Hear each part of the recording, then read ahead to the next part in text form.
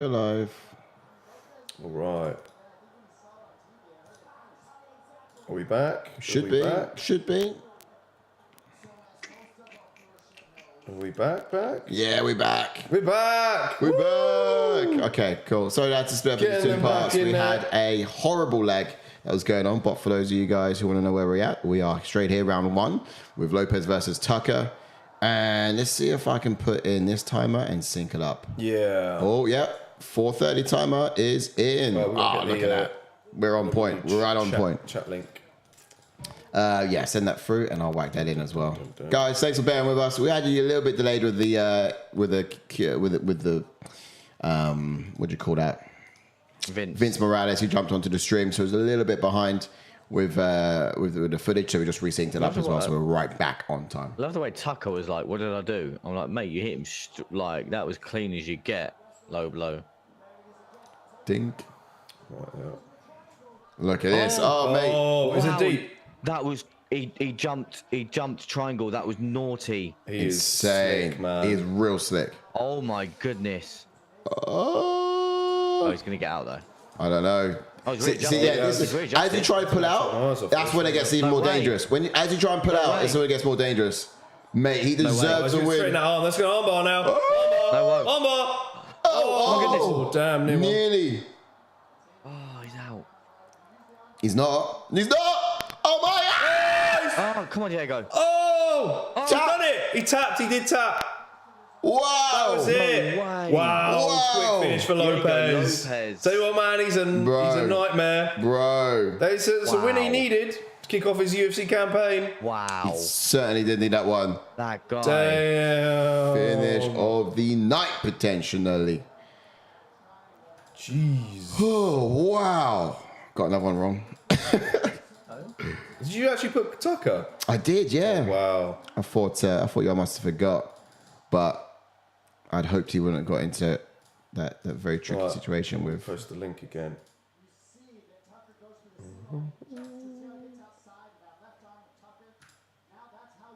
Okay, let me know if that chat is working. It should now be up and live and going. Should be. There we go. Yeesh. You say hello. Who we got here? Oh, hey. Oh, we got a... Hey, Brad. Where did you come from? Mate, you are hardcore, aren't you? Up this time of night? Yeah.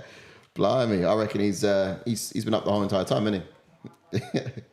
He did. To be fair, he did go to bed quite early, so I knew he'd be up. Oh, yeah. Man, that arm went the wrong way. That arm went the wrong way. To be fair, he called it off himself. He didn't. Yeah, the ref didn't. The ref didn't actually come in. Didn't quite see. He did tap though. Yeah, but I thought he tapped before they rolled over. I thought he tapped and then he kind of got himself out of it. To be fair, he would have when he was in full mount. It was even worse. Yeah. Wow, that kid's for real. It was only going to get worse anyway. Let's be honest. He would have then just rained down some strikes there when he's completely stuck. Yeah, see him in his last fight as well.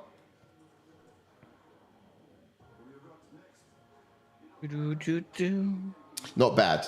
Hats off to Diego Lopes doing the most. I kind of not disappointed there either. I kind of went with Gavin Tucker, but I did want Diego Lopes to do it.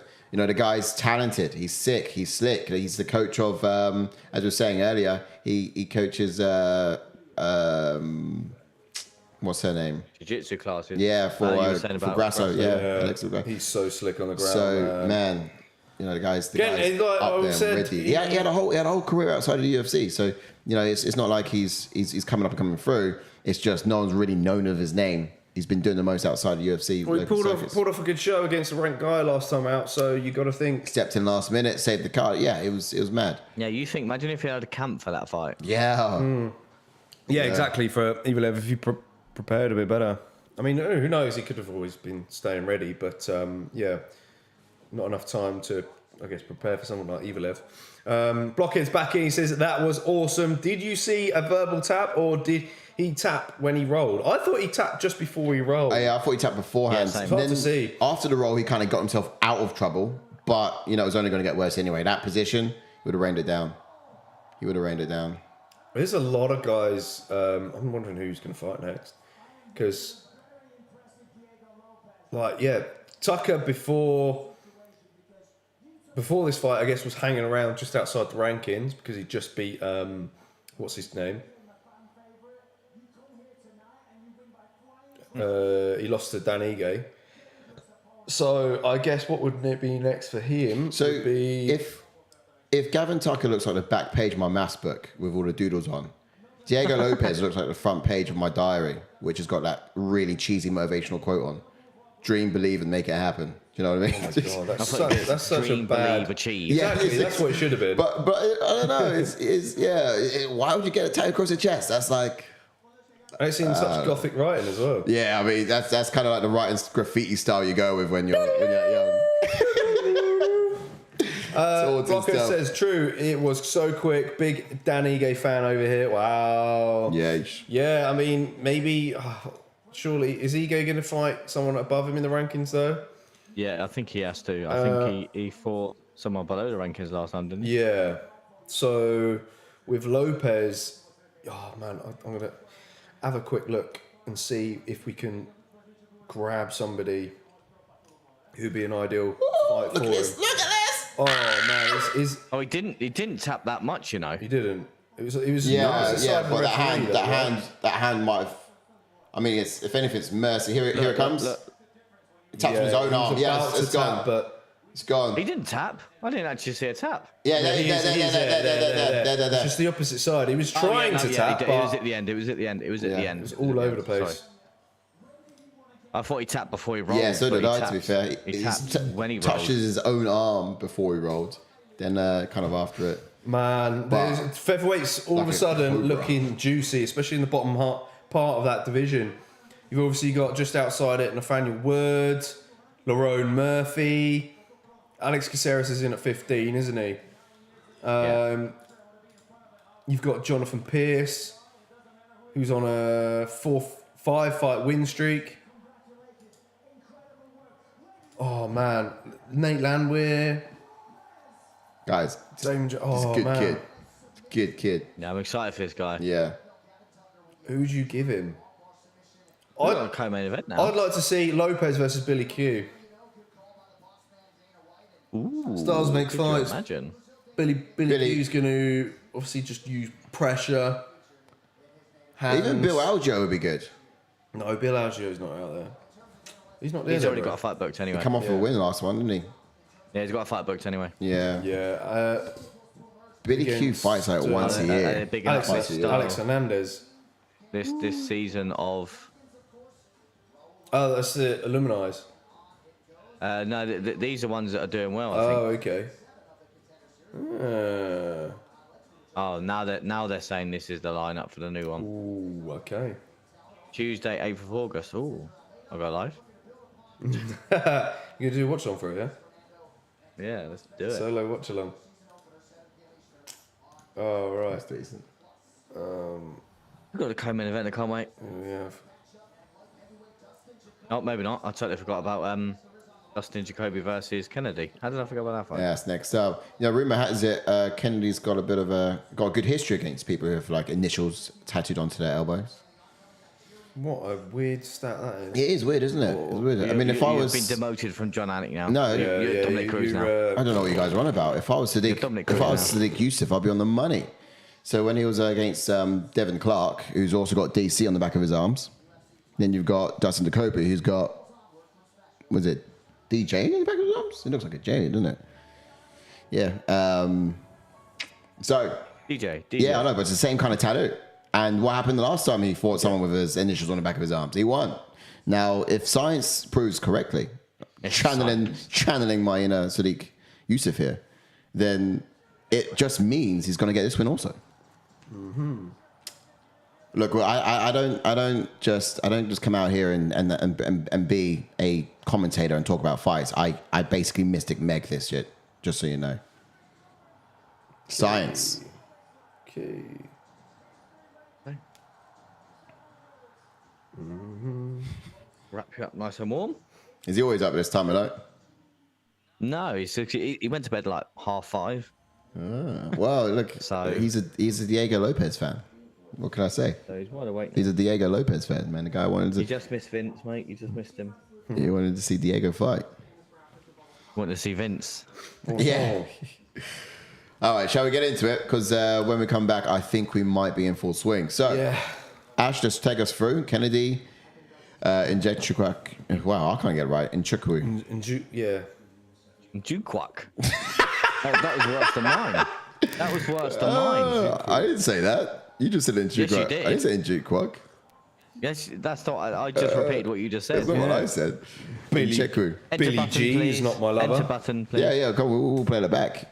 I didn't finish what I said. I was halfway through the name. Right, anyway, let's jump on to history points. He's got a pro record of 20 with 12 wins and 3 losses, with 8 KOs and 1 submission and 3 first-round finishes. And he has a UFC record of 6 wins and 3 losses. And he made his UFC debut in 2019. And he was also on a Dana White Contender Series, which they've just announced in 2018. And he's also on a 3-fight win streak. Yes. Now, southpaw fighter, flat-footed striker. He's very good at keeping the high guard when striking. He's defensively sound. You know, he's not too reckless. But he does tend to throw a lot of straight punches down the pipe. Excellent at using his size to his advantage, especially in the grappling department. He'll walk down his opponents to the fence, drag you down and smother you as well by using a lot of that ground and pound and just keeping you underneath the weight of his got. But times the knees quite well, to perfection, in fact. Like when facing wrestlers, he's looking to level change on them. He's using that knee quite effectively in those scenarios. Dustin, Jacoby, DJ. Yes, let's jump on to DJ. He's got a pro record of 18 wins with 7 losses, with 11 KOs and 1 submission and 11 first-round finishes. And he has a UFC record of 6 wins and 2 losses. And he made his UFC debut in 2020. He also was on the Dana White Contender Series in 2020, and he's also lost his last 2 fights. Okay, yeah. Damn straight. And he's a switch stance fighter, kickboxing style with a lot of straight firing weapons, flat-footed power puncher. He likes to bring his knee up to fake the kick, but then plants himself in a southpaw stance and punch right through his opponents. He will pick on the lead leg and throw low calf kicks like clockwork. The main weapons in his arsenal are the low calf kicks and jab. Always introduces his striking with his lead hand as a very basic 1-2 combination, but will pepper with kicks until he can find a target for him to place his hands. And and he likes an open palm to control the guard of his opponent before punching over the top. What can we expect then from Kennedy Nzechukwu? Well, I can see him slow start for Nzechukwu. He just to get his timing down against a more polished striker, but use the size advantage as well to clinch up and press him against the cage. Exactly the same thing he did with Devin Clark, and damaging elbows and knees to the body. But he will need to sort of find ways to close the distance so Jacoby doesn't piece his legs up from kicking range. It looked like he had trouble with straight shots of Clark, let's be honest. That was the last time out. That was him initiating the kickboxing. I just think, in my opinion, that win against Clark was a matter of him capitalizing on his opponent's mistakes and wrong strategy. But if Clark sort of kept to his strengths were in the kickboxing, I think it could have been a different outcome in that one. If you saw the reference to earlier, DJ in the back of his arms, exact same thing with Clark, DC in the back of his arms. And look, if the science is not wrong, then you know where you should go. Go on there, JK. What can we expect from Jacoby? I think that's evidence that you didn't do your homework properly. No, you did not see it, DC. I mean, that's evidence of me channeling my inner Sadiq Yusuf. What did he say, sorry? I was doing Sadiq Yusuf. He was just chatting bullshit again. Anyway, as for Jacoby, I think he had a real hard time dealing with the speed of Mirzakhanov in his last fight. This time out, I'm expecting Jacoby to be more calculated and be able to time his shots a lot better against the slower opponent. I think he needs to bait his head, wait for Nzechukwu to engage before firing his straight punches. I think he needs to keep the range and work at Nzechukwu from the bottom up, basically. And I think he's going to be fighting off takedown attempts as well in this fight. Yeah, I mean, I think it's going to be quite similar to this last one with DC. You're going to have Devin Clark for Devin context. Clark, yeah, not Daniel Cormier. Yeah. I was going with the tattoos on the back of their elbows, DJ and DC. But But yeah, what's the chat say? Blockhead says Jacoby will be victorious if they go to the clinch, he reckons. Okay. So you reckon Jacoby's going to have better success in the clinch, throwing elbows and knees perhaps? Yeah, I could probably see it. Got a message from Vince. What does he say? He goes, thanks, appreciate you guys. Wow, Diego's is the dude, legit. Right. I bet he actually stuck around for that. It wouldn't have been much longer, would it? Like just an extra fight. First round done. Like insane, man. man. Got him in for that fight. It is what it is. Yeah, man. Yeah, that would have been a good one. Yeah, it's crazy to think like we got him in for the last one. I was thinking, I swear I remember talking to him about this Diego guy. Yeah, last time out. Yeah, he knows the stuff about him as well. Alessandro, of course, who had his debut, rocks it, performance of the night when he came into the UFC. And of course, you had Lopes in his corner as well. So far, fighting the right fight for the right team. Yeah. Okay, it says maybe not victorious, but will cause major damage. Okay, so maybe he might be swaying up his pick there for Nzechukwu instead of Justin Jacoby. I don't know. We'll see. Yeah. Did you want to take over, mate, and I'll go for a sleep? Goodbye. Put Brad in the hot seat instead. Welcome on in. Don't forget, guys, to smash a like on the new video, number part 2 this is, because we had some issues earlier. Yes. It's weird because it didn't really happen last week when we had guests in. Yeah. Odd one, that one. I'm going to run a test at the end of this event to remind me. We'll just end it here, start it back here, and it should keep the same. Oh, right. Yeah, you have to. Rather than doing the other Yeah, side. because that's what we want, really, don't we? Yeah. Private one. Yeah, rather than start a new one. I think that's possible. But we'll give it a go next time. Best bet. Do it at the end of. But yeah, look, aside from that, what are you guys' expectations of this one? And in terms of like who you picked? I picked Nzechukwu. Yes. I think he gets him down, smothers him, TKOs him. It's a tough one for me because this kind of fight kind of represents. Do you remember that Dun and Jung? Yeah. The one that Dustin Jacoby KO'd? Dusted. Yeah. Kind of reminds me of, because Dustin Jacoby could get in close and land his power shots, and that worries me in this fight. But obviously Kennedy's improved so much his last couple of fights. He proved he can take a crack now and learn from it. So Jacoby's very technically sound, more technically sound than Nzechukwu, but Nzechukwu's striking has been evolving, I must admit, in throwing some unique techniques out there. But yeah, I just you got, mate? You got winning. Take down, smother, and TKO. Which one? This one or that Could one? happen, but look, I feel like Devin Clark was having the better of him in a stand-up. Kennedy was just a bit slow. He was a bit slow. Well, no, Devin Clark was just trying to chase takedowns the whole time. Which was the wrong strategy. It wasn't the wrong strategy entirely. Wasn't well, that's just Devin Clark's game, innit? But he was successful in a stand-up. He should have kept it that way. And then he got caught, of course. But yeah, look, I think DJ might have what he needs. I just realised, did you I saw a video floating around on my Twitter the other day when Bruce Buffer announced Derek Lewis's record the wrong way around. Oh, did he? I don't know. Yeah, he was like 1 win, 6 losses, and Derek Lewis looked at him like, must what? have had it the wrong way around. Must have noted it the wrong way around. When was that? Maybe he had his card upside down. That was like, yeah, but that was like back when Derek looked. This was really back in the day. Early on, I was gonna say, because is he on about like UFC wins or something? Because that's not late. Get rid of that timer. No, it's on. Here we go. Oof. Fast Insane. start so far. Look at the height of Kennedy here. Look at the stature. Look at the throw. Big guy. He's about to throw down. Yeah. Look, he's got these strikes that come straight to the target, and he's pressuring quite a lot. He's got a kick in there as well. But his whole game plan is just to get him up against that fence. And everything is just an attempt to do so. So yeah, for Jacoby, it's rotating round, getting out from the fence. He does that a lot, doesn't he? Where Jacoby throws up. Oh, shit. Throws his arm in the air. Yeah, it's all just misdirection. But look, TKO. you know, he's summoning Ford's hammer. That's what's happening. But yeah, look, it's misdirection, and I feel like it's what he needs in this. He needs to keep moving, rotating rounds, being second in the striking, and just punishing Nzechukwu.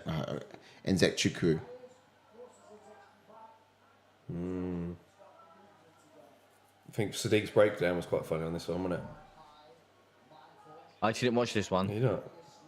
No, I actually forgot to watch this one. Oh! Stiff right hand! Jacoby! Puts the Nzechukwu down! Shot corner! Dustin Jacoby upsets Kennedy Nzechukwu. Keep it to the striking. That's what we're saying. He's more technical. Keep it to the striking. He's the most technical guy. Oh, Kennedy just saying he had it. Wow. He didn't look like he had it. Looked like he got With a straight right, set him down. I didn't even see that. But that's it, going second, catch him in the striking because he's just come up a little bit slow. Damn. You have to make sure you don't let Kennedy bully you. Bam. Bow. Straight right. Pinpoint Bow. accuracy. Bosh. Sits him down. TKO. Bosh. Nice. And then that's all she wrote. Very Damn. Oh, man. Ooh. That just sets everything up, doesn't it? Wow, Ryan was naughty. I'm just going to have a look at recent runs here. Jacoby, man, he needed that win. 2 losses in the bounce. All them shots were blocked. They were on the ground, Yeah. yeah. But then he wasn't intelligently defending himself. Yeah, he wasn't. Oh. They were blocked. Yeah, he was blocked. defending, but he wasn't getting up. Defended. Yeah, All defended. Look, that's true. 3 of them landed on the elbow. No, but It looks it's true. You got to move out of those. He didn't. positions. I get you got to move, but sometimes you need to take that second to compose yourself to get your wits about you. And Yeah. Yes, you know- Wales! Yes, Wales. Welcome in, Salute, brother. Wales! Good to see you my again. brother! Yes, what's up? Oh, man, we would love to get you in for a fan minute, but unfortunately, I don't think that's going to be possible tonight because we've had some issues on our end, a little bit of a lag early on when we spoke to Vince Morales. But I hope you're doing well, and of course, you're enjoying the fights tonight, wherever you are. Yes. Kennedy Nzechukwu, man, it's crazy. literally, I had that feeling he was going to do that, but I didn't back it. Yeah, I should have gone knockout, but I went Jacoby on that one. I just, the similarities was very much in his stand-up kickboxing. We got a triangle, in a weakness, I think, as well. Actually, no, we don't. Daeun Jong beat Kennedy Nzechukwu, but lost to Justin Jacoby. There you go. It's not really a triangle, but yeah, Dustin Jacoby. I think we were just counting out Dustin Jacoby personally. Yo, you must have I forgot. mean, Khalil Roundtree. I guess. Well, split close fight that one. Split decision. Roundtree's tough and he's, very explosive. That Mirzakhanov was. I felt he was too fast for Jacoby. But yeah, other than that, before that, Jacoby was on a tear. Yeah, he was. So, and look, when he lost before the Roundtree fight, he lost 2 in a row. So now he's coming off 2 and off. Maybe we're going to get another massive long win streak for Dustin Jacoby. Yeah. Oh man, can't wait to see who's not. Was he ranked? Justin Jacoby. Yeah, is, 15. Yeah.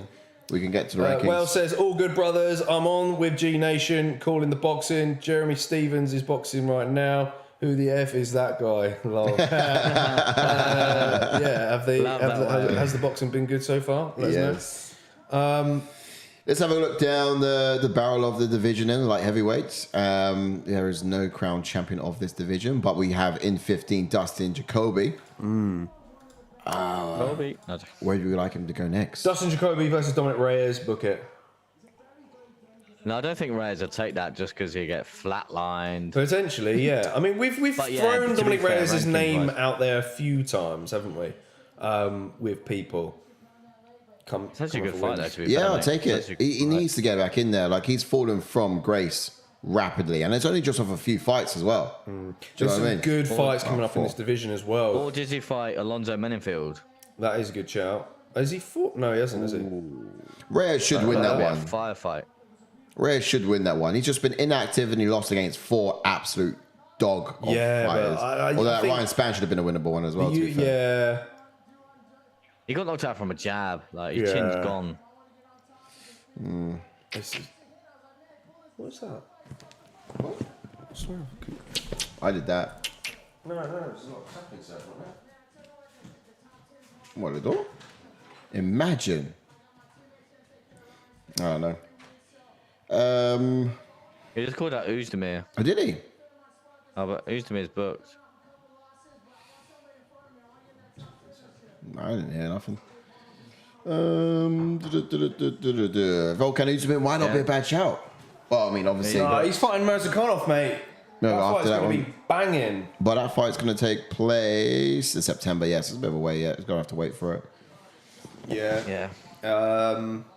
Yeah, I don't think you'll get the winner of that. I mean, I wouldn't mind. I think he called him out, but I don't know. Yeah, he just wants to get top 10. Nate Landwehr doesn't even look blonde when he's outside the octagon. Yeah, for me, it's got to be Menenfield or Reyes. For me, Roundtree's fighting Chris Daukaus. I mean, if Chris Daukaus gets the win there, then maybe Jacoby could fight Daukaus. That fight is happening next week as well. Is it? Yeah.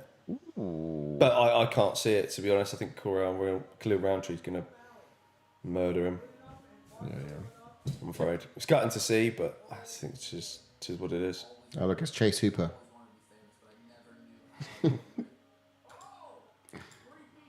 All right, cool. That sets it up. And then who's next for Kennedy? He's not in the rankings at the moment. I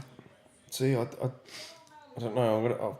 I'm trying to think of a light heavyweight that's not ranked. Outside the ranking for him. Yeah, I'm gonna look at. He's ready for. Has he fought Khalil Roundtree already? Yes. No, but he's not going to fight Khalil Roundtree anyway. He can't be fighting up, can he? I would like to see Kennedy Nzechukwu versus. But Jimmy Crew's going to retire, isn't he? Otherwise, that would be a good one. Jimmy Crew against. Has he fought Ion Kutalaba? Yeah. Yeah, they have. I mean, I would throw Carlos Ulberg's name in the pot if he beats Daeun Jung. But then I feel that Carlos Ulberg, if he beats Daeun Jung by knockout, he'll be on 5-fight win streak. Kennedy's already KO'd him, actually, as well. Ulberg, oh! Yeah. Yeah, you're right. Cool, yeah. But then again, that rematch could make sense now, though. I know. I was going to say, Ulberg would probably fight above him. Yeah. How about Michael Oleszczuk or Nzechukwu? Oleszczuk could be a good one. That could be an interesting fight. Yeah. I love the way they've got the promo going, but then they've got the camera on Sterling. Yeah. Oh, yeah. Well, yeah, that's good. That's good, Church. Not done that before. He's ready. Kennedy Nzechukwu's fought a lot of these guys outside the rankings. Looking at them. Played. You know? I think a fight against OSP would be good.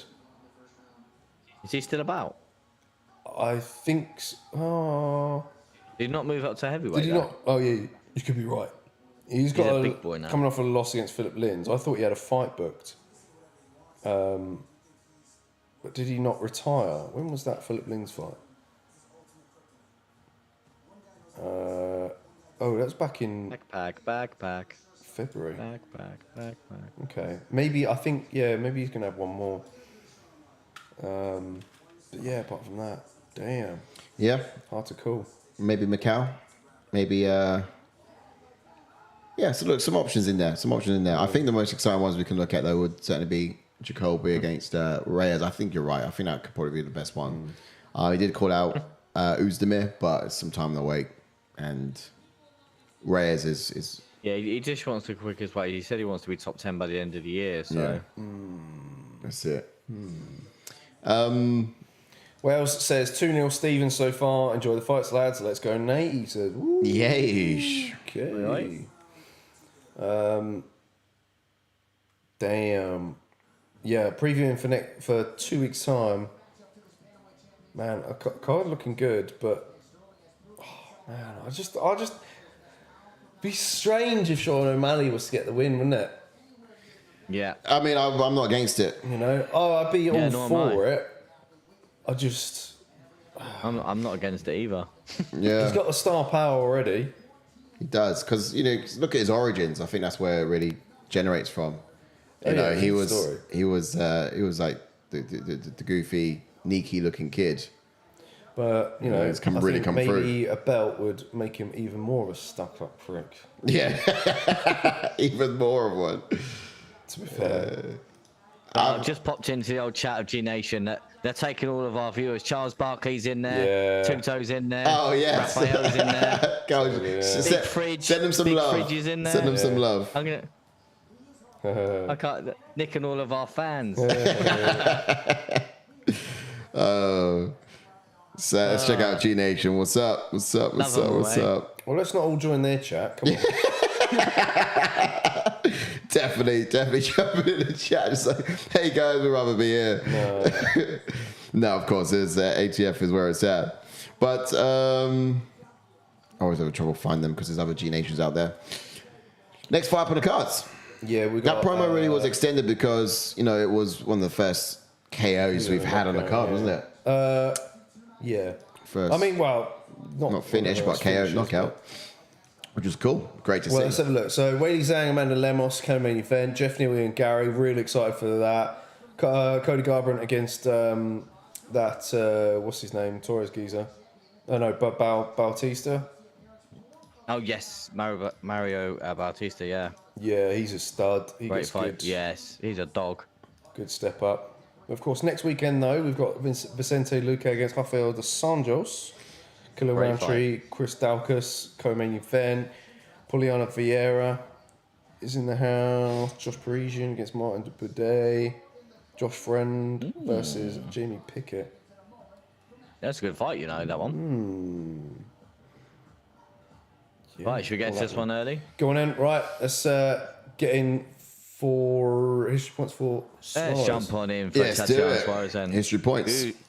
He's got a pro record of 9 wins and 0 losses with 2 KOs and 4 submissions and 3 first-round finishes, and has a UFC record of 6 wins and 0 losses.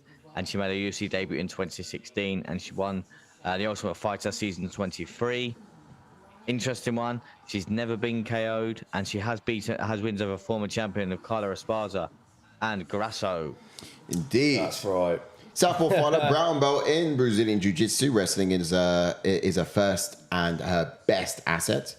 She's super fast at level changing and grabbing that single leg. But ultimately, this is a physically strong woman we're looking at for the division anyway. Her level of control could give a lot of Brazilian Jiu-Jitsu players a hard time. Unbelievable work rate. She actually will not stop until she's got you on the mat. I mean, let's be honest, where she does her best work. But when striking, she uses the side kick off of the front leg a lot. For her, it's either a case of that stay out of my range until you're ready to get all the way in there and get you down. She doesn't quite like that sort of middle ground where a lot of the exchanges tend to happen in the striking. But excellent at controlling the range, alternatively. She has a way of reducing her opponents to shadow boxing when striking with them, which is really quite a talent. Andrade. Yes, let's jump onto Jéssica Andrade, who's got a pro record of 24 wins with 11 losses, with 9 KOs and 8 submissions and 11 first-round finishes. And hang on a minute, mate.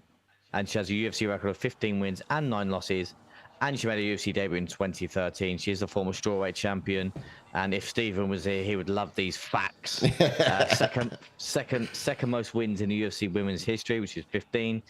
Second most finishes. Did I say second most wins? Which was 15, and the second most finishes, which was 8.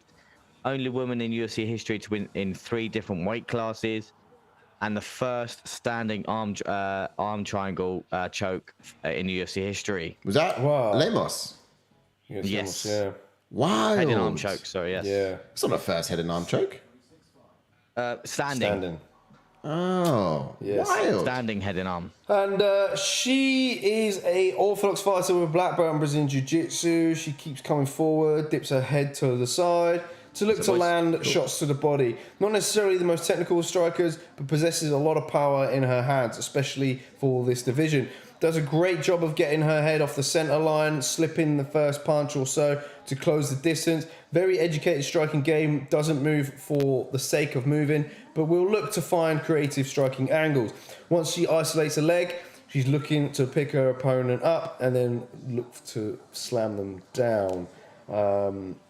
Similar to what we saw in that Rosenman Yunis fight. But what can we expect from Tatiana Suarez into this?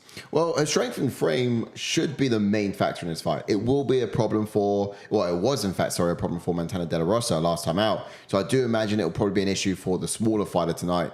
She'll actually use her kicks to plant herself into range so she can actually grab the body lock and work for the outside trip. But it's essential she doesn't allow herself to get bullied by the bully that is Amanda Nunes? What is that coming out? Andrade. After being out for 4 years and coming back to Montana De La Rosa at flyweight, it is a wise choice to take this fight at strawweight. Whilst Andrade's power is a serious threat, I feel like it's less so at this class. So, look, fundamentally, I think that's going to be the biggest thing to look out for when facing off against your opponent. Yeah, and as for Andrade... And, of course, Andrade is ranked at both flyweight and strawweight. She is indeed. Could upset the apple way cart tonight should she do a couple of things correct. But one of them, Andrade will be anticipating the takedown attempts from Suarez early on. She's got to try staying on the inside and throw hard and fast when Suarez enters range. If she does get taken down, then she's got to weather the storm. If Suarez starts to slow down, like she did in her fight with Nina Nunes, which was about 2 fights ago, then she may have a better chance of stuffing the takedowns and landing heavy on the feet. So, I think it's going to be intriguing. Should she survive the first round, how the fight's going to look in rounds 2 and 3, in my opinion. Yeah. Because, I'd probably give the cardio edge to Andrade. And, of course, she's got the power of advantage anyway and probably striking overall. So, that's pretty much her keys to victory if she wants to upset the apple cart tonight. Let's see how she goes. If anyone can do it. Oh, Ashley's disappeared. He's gone for now. He's out of my life. He's probably put Brad back to bed, isn't he? Probably put Brady back to bed. Alrighty then. So who did you pick?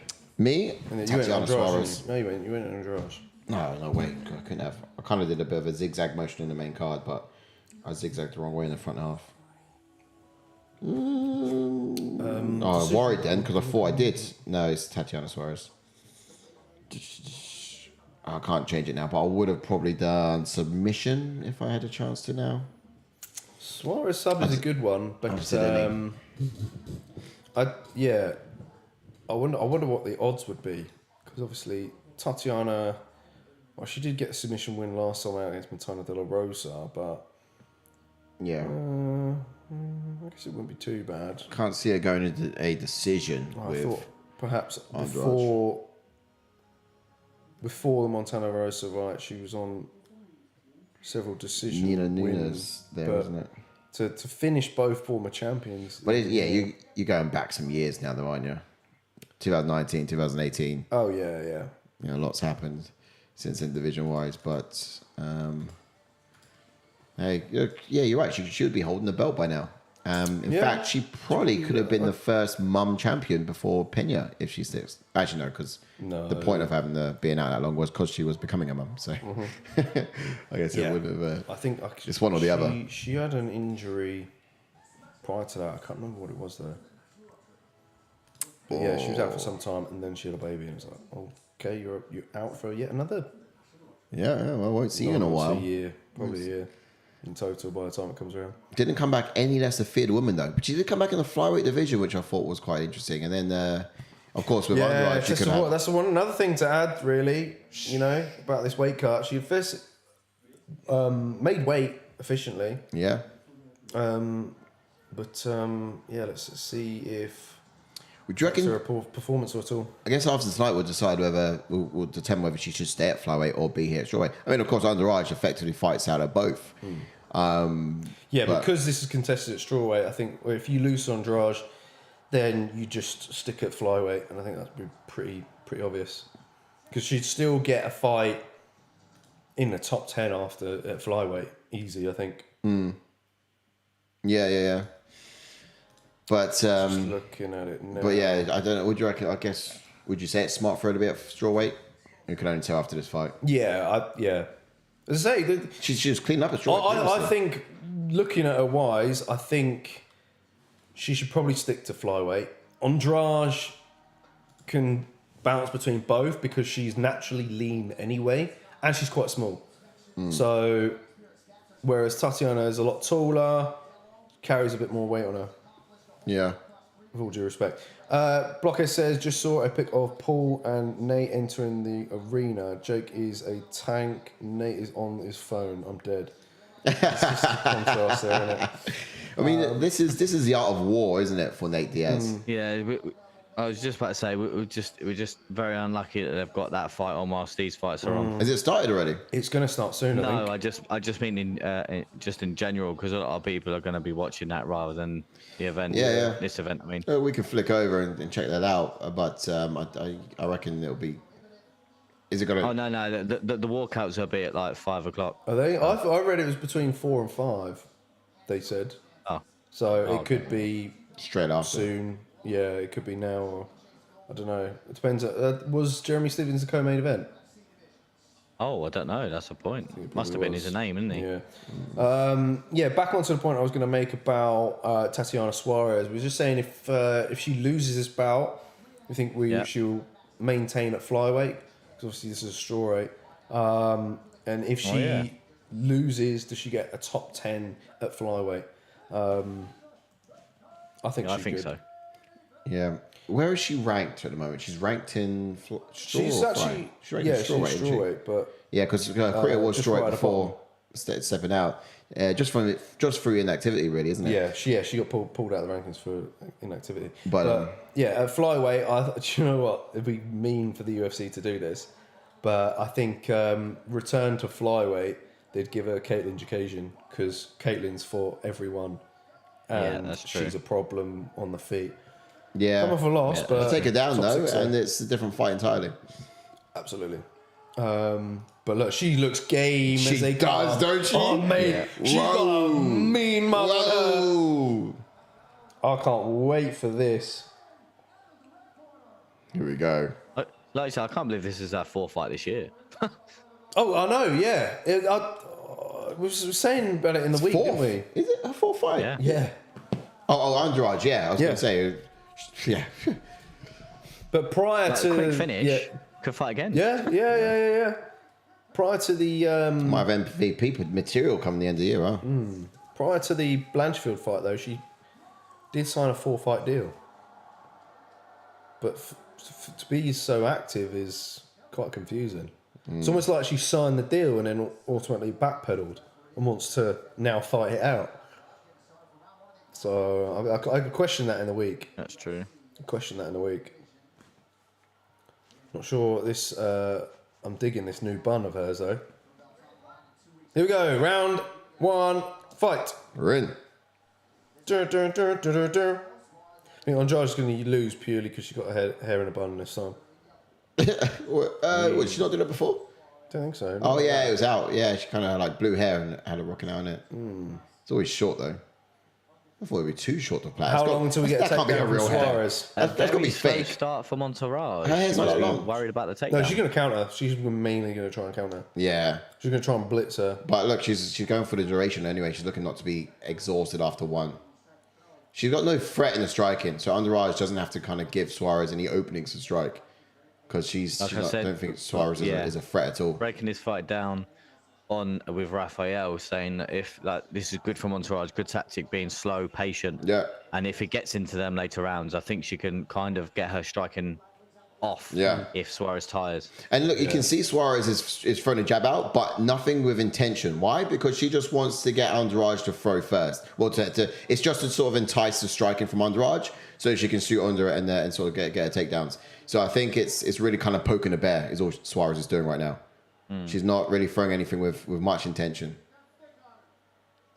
Really trying to get out of Andrade. Oh, caught the kick kind of there. Kind of. Is Andrade going to make a pay in this? Wow. Andrade has been very evasive. Nice. Tuto, massive salutes to Kevin Tuto! dropping by to pay our proper respects and support to like we do. Sorry, JK and Ash. Yes, Tuto, good to see you, always. man. Hope you're enjoying the fights tonight. Who you got for Cory Sandhagen and Rob Font, which is coming up after this fight? Let us know. In kind. Yeah, appreciate it, man. Talking to Tuto in the other chat for G Nation as well. Thanks for coming by as well, man. Appreciate you. Drop a like. Good leg kick. So far, was it 2 minutes gone and no takedown yet? Woo! So, good strike. Who's winning this round so far? This is interesting. Suarez is thrown more. Yeah. Oh, she's going for that leg with aggression, and she's not letting go. Oh, wow. Why did she go down to one knee for? Why did she go down for one knee? I think she fell down to one knee. Here we go. Oh, look at this. Look at this. Now we've got a takedown. Here we go. She's got to do something with it, though. Do you know what's impressive? Suarez just wasn't getting a takedown, and so she was just finding reasons or ways of doing it, and she got it recklessly.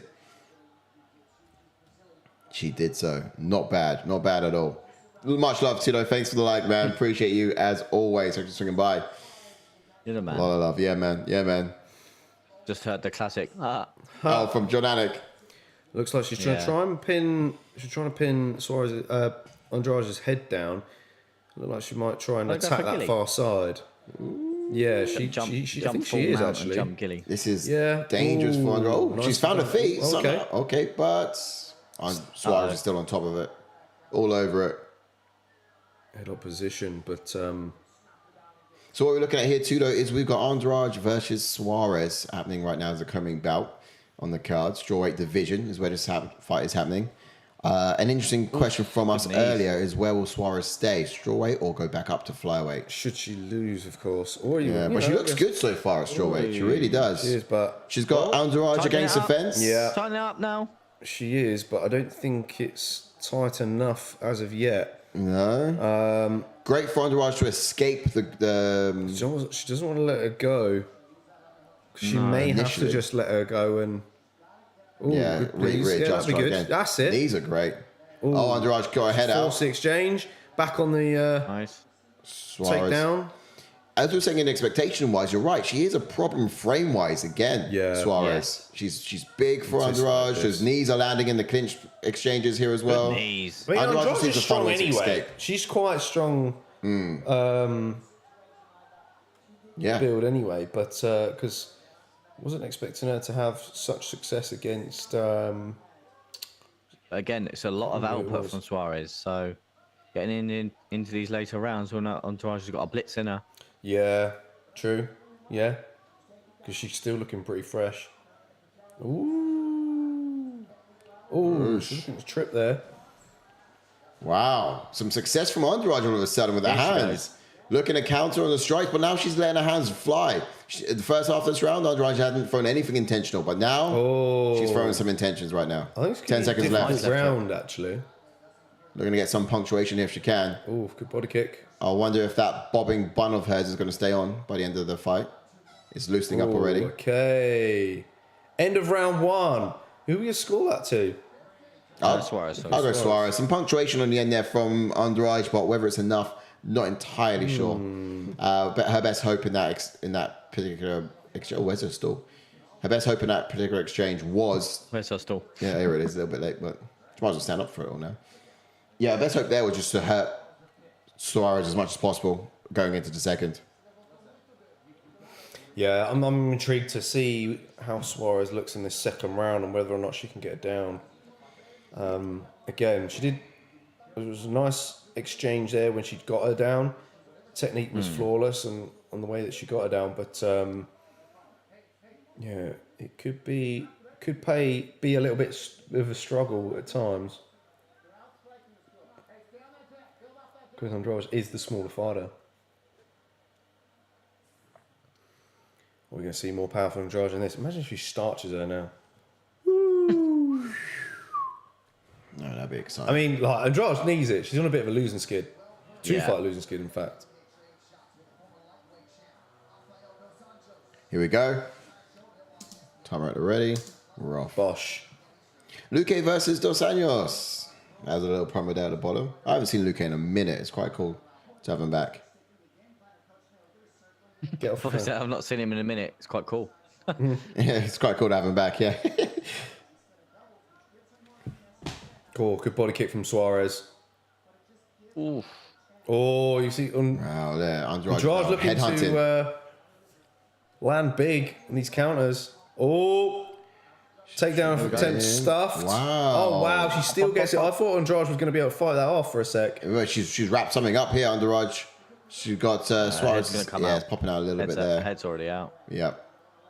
Blockhead says, can't wait for the Luque RDA fight. Yes, that's next week. Yeah, look, he knows. If we could see Vicente Luque back, it's been a minute since he got TKO'd by Jeff Neal. Charles Barkley says, pulling Gilly. Really excited there. But, man, Charles Barkley, you must have several screens going on in your house at the moment. Yes, Charles Barkley. Pulling Gilly, yeah, probably not the best of ideas, but... Oh, nice. Yeah. That was There nice. he is. Wow. Oh, Now Suarez has got it. not locked up. She's got the arm in there. Oh, Andrade just circling out. Done. Oh, she's going to try readjust. But she's getting a hand free though. Sign out. Oh, here we go. She's got one hand. Try and get her hand She's trying together. to grab it. Oh, hands are together Locked now. by the fingers only. Yeah, I don't think she can kind of get the needs torque to- on it though. it's gonna- Oh, she's out. That's it. Oh, wow. Suarez gets yet another submission win. Wow. Wowzers. She makes it her 5th submission victory in MMA. Right, I told you if I was going to switch it up, I would just tap that sub button right there. Damn, look. Darce choke in the Ultimate Fighter finale. Very good. Rear naked choke against Aleksa Grasso. Guillotine choke against Montella De La Rosa. And a guillotine choke again against Jéssica Andrade. 3 former champions she's beaten now. That's right, yeah. Very true. well done. True. Oh, and got a black belt. Oh, did she? Just now. Did you get given a black belt?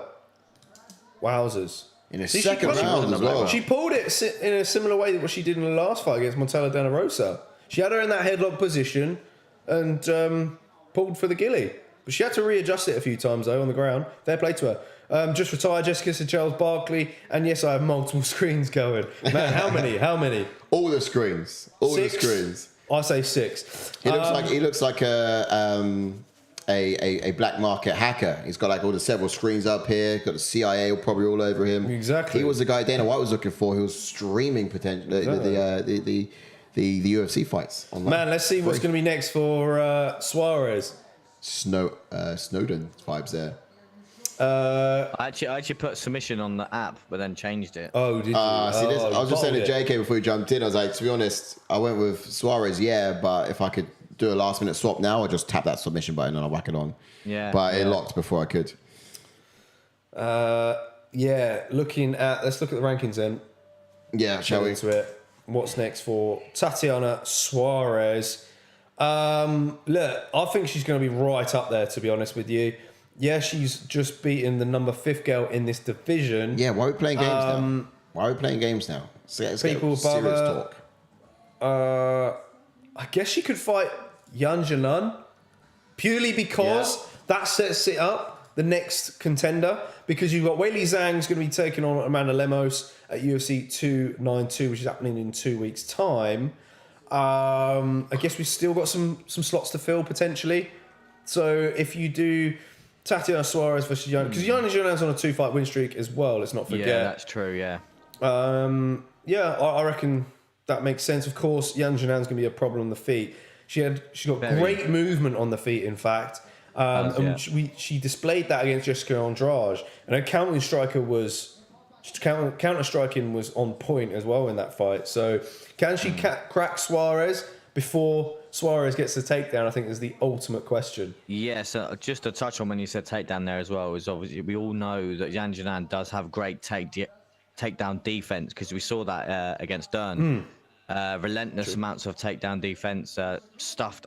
God knows how many takedowns. We know she's got great cardio. She has good wrestling offense as well. Obviously, being training with Raya Faber and them dogs over there. That's so a good point.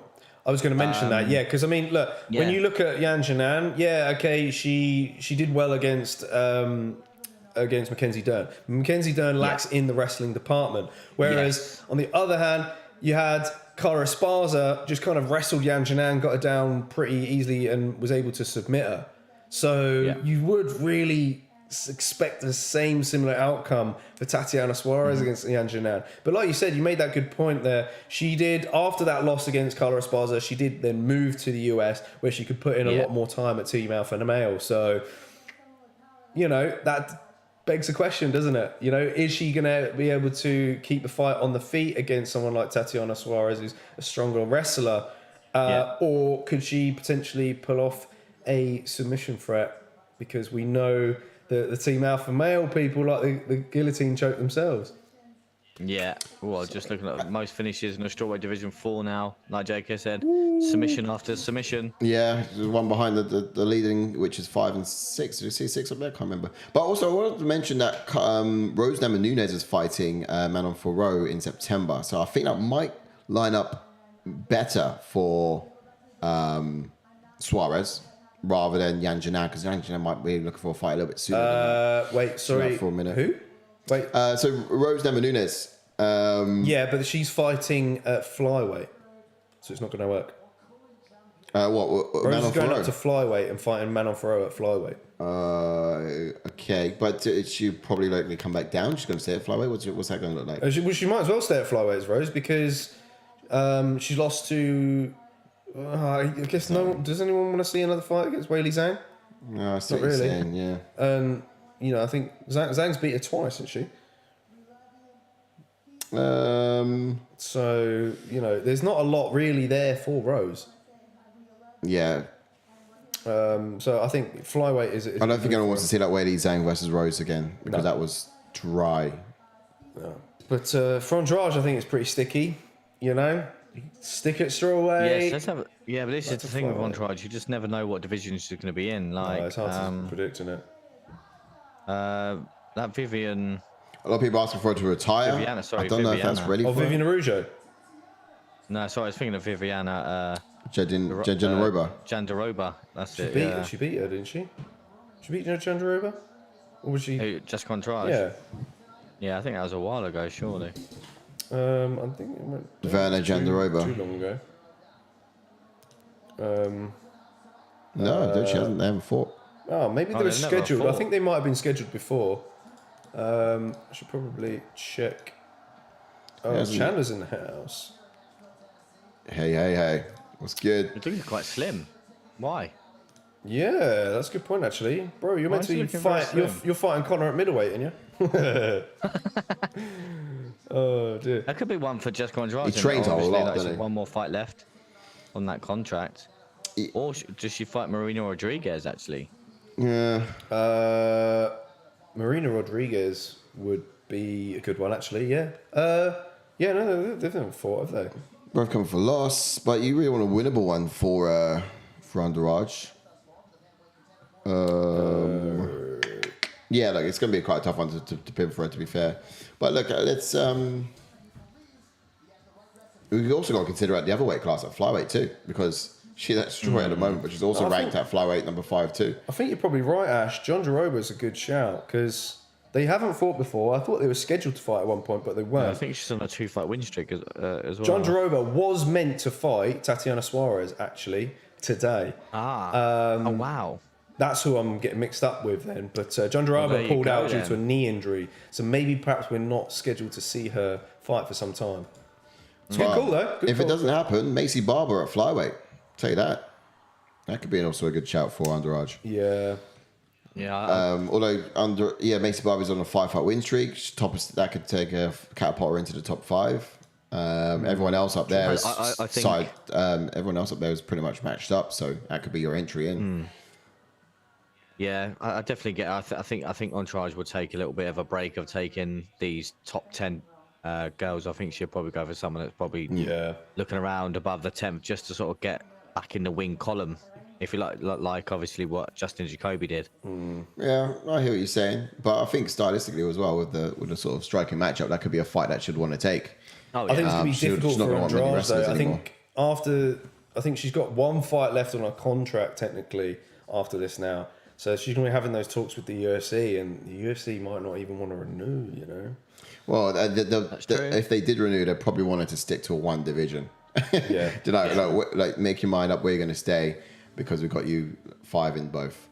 All right. Brian says, well, gentlemen, a little redhead girl and I will be watching the main event together. Had fun as always. See you next time, friends. Thanks for tuning in. Love that. Blockhead. Drive Across 65 says, JK Suarez by sub, not knockout. Did I get too excited and say the wrong thing? My bad. Charles Barkley says, 4 lol, one laptop, one phone, one tablet, and my TV has UFC on. Wow, okay, so I was close then. Got it all 4 going. screens. Got it all going. Drive Across 65 says, we need Suarez versus Jake Paul next. Absolutely. Barkley says, main event time. Who's hype? She said, happy birthday to Andrade, cousin Jake Paul. Steven. I think she's referring to Tatiana Suarez's post-fight interview there. Weidman making his return next week. Oh, yes. Hey. That's in grappling, I think. Was he fighting is it Turner? Can't remember. Not Turner. Wellington Turman. Oh, yes, the one. That It was is it, Turman. grappling. Sorry, Wow. Wellington Turman. I think. Yeah. Solid. Weidman coming back off that leg break, it's good news, but that was horrible. Yeah. We'd like to see him back in MMA, but yeah, I think grappling's a good step nonetheless. Charles says, I thought she signed a new contract recently. Yeah, it was actually before the Erin Blanchfield fight, but she's had 3 fights since now. Well, is it 3? It was before the other one. So yeah, I think Erin Blanchfield would have been the first on that new contract, and then you had the one against Yan Jinan, and then of course this one against Tatiana Suarez. So yeah, he's on the pay-per-view, Chris Weidman, not next week. Oh, is he? Oh, okay. He's against Brad Tavares. Oh, yes, of course. Yeah, I forgot about that. I know there was talks of him coming back and grappling first. Did that already happen, or did I miss that? I'm not sure. Bradford Tavares is good test, I think, to come back for.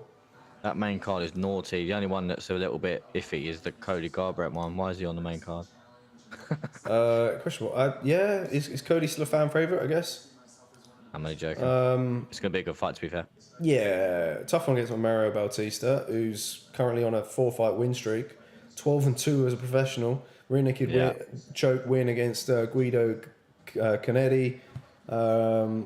Submission. Wow, 3 submission streak for him. Actually, including. Right, should we jump into this one? We should. Main event time. Let's get into the breakdown. Rob Font first. Yeah, let's jump on to Rob Font then. He's got a pro record of 20 wins with 6 losses, with 9 KOs and 4 submissions and 9 first-round finishes. And he has a UFC record of 10 wins and 5 losses. And he made his UFC debut in 2014. He's never been KO'd. And he's tied with Marlon Vera for the most knockouts in the bantamweight division, which is 6.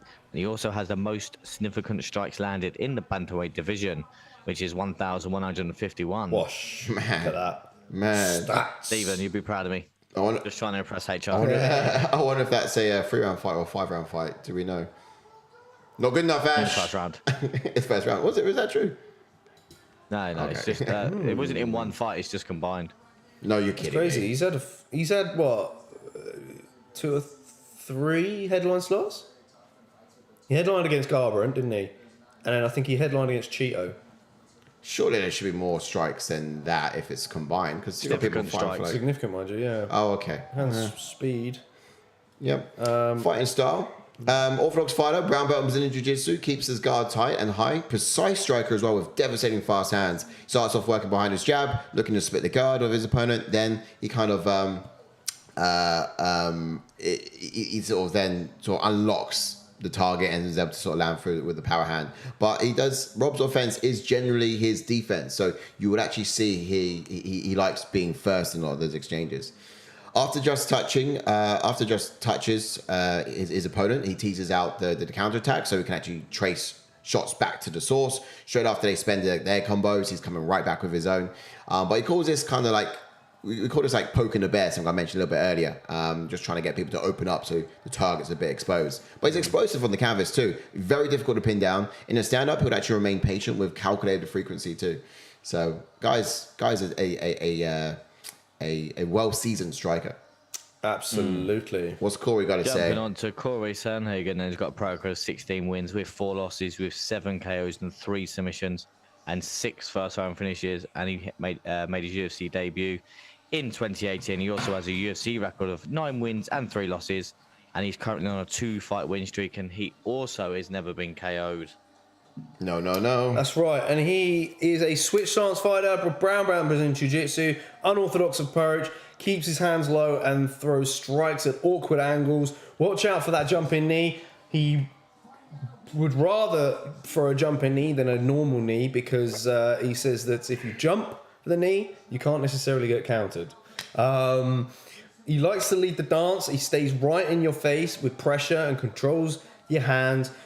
Uses a lot of feints that keeps his opponents second guessing when he's in their face. He has a very unpredictable frequency to his striking. He uses that double jab a lot in your face, and that which kind of interrupts the patterns of his opponents. Will make his opponent miss and then punches them with the counter straight afterwards. Equally works damage on all areas of the body, legs, torso, and head strikes to follow it as well. Did you really say that about the jumping knee? Yeah. That doesn't quite make sense. It does. Because how are you going to counter someone who's in midair? When they land, step back, let them land, bam, bop it when they're feet. Really, not when there's a knee coming your way. Yeah, if they go for a flying knee, you're not going to counter someone unless he misses horribly wrong. Yeah, then you counter. Yeah, him. But if he's landing, it's the one counter I know on the UFC game. Someone goes for a flying knee, they drop. I can't. Yeah, yeah, but it depends on your range because that's a game. That's a game. If you're throwing a knee to someone and you're basically on them, your head is over their shoulder. They're not going to land on you. Yeah, no, but that's why you counter a flying knee by stepping out of range and then coming back when they put their foot when they land. But I'm thinking when you say alternative to a normal knee, you often maybe in the clinch, you land that normal knee. But then hands over the top. Yeah, but if you're in the clinch position. Yeah. Anyway. Hand over the top. Regardless of whether you throw the knee or not. Whether you throw the knee or not. I mean, clinch position. So that's what he said. We'd rather do a jumping knee than land a normal knee to that. Yeah, fair enough. You're not going to counter him. You're not going to counter him when his head's all the way up here. Like, you're not going to be able to reach. That's what he's saying. I mean, no one does that. You wait till when they land, and that's how you counter the knee kicks. You know what I mean? Yeah, effectively. And so you do it. But if you time the step right, but if he's already there in your face, the hit rate is more likely with in the clinch knee. You're more likely to hit rate. Like, I mean, well, it's my point. But it's my point, bro. It's my point. But what's got to generate more power? Yeah, it's just riskier shot. But I don't know. And you're not going to get countered. You're less likely to get countered. Show you some specs. Yes, go for it. Right, so look, go jab for jab with Sandhagen. However, I'd say Font has a better accuracy and more intention on landing it. Sandhagen's jabs, it's more like smoke screen. You know, it's just going to be sort of to encourage some sort of, just going to hide the power shots or some devastating blows going to come behind it. Font needs to stand his ground when Sandhagen comes forwards with his double jab, wait for him to throw that uppercut, and then side and dip his head to side and counter with his right hook. If he wants to be to best the Ranger striker, he's going to need to find ways of making the octagon smaller for him. I mean, like cutting Sandhagen off or taking their real estate as Cory resets after his assaults, because effectively he does like to reset, and when he gives up that space, Font needs to be on him. It will just nullify the Ranger weapons that he's got. Let's go, Cory. As for Cory Sandhagen then, who's making the walk, I think he needs to pump that jab out to disrupt Font's rhythm, set up his power strikes, and remain the busier fighter throughout. We saw Sandhagen mix in some takedowns against Cheeto last time out, and I'd like to see the same against someone with Font's boxing caliber. I'm not saying that Sandhagen can't go toe-to-toe with Font. I just think he can get off some effective ground and pound when putting punctuation on the round, especially if he's, quite close on the feet and you're going into towards the last minute of the fight. Level change, get him down, secure the round. I think if Sandhagen introduces his body kicks from early, he can catch Font with one up top later in the fight. But the fact that he's going to have the deeper arsenal of weapons tonight is what makes this an ugly fight for Font. Yeah, I agree. One thing that's quite interesting in his instructional is I think, judging from watching it, I think he's going to want to target the uppercut down the middle. Because he says what he likes to do is because he throws that double jab out a lot, right? And if he reads his opponent's body language and how they react to it.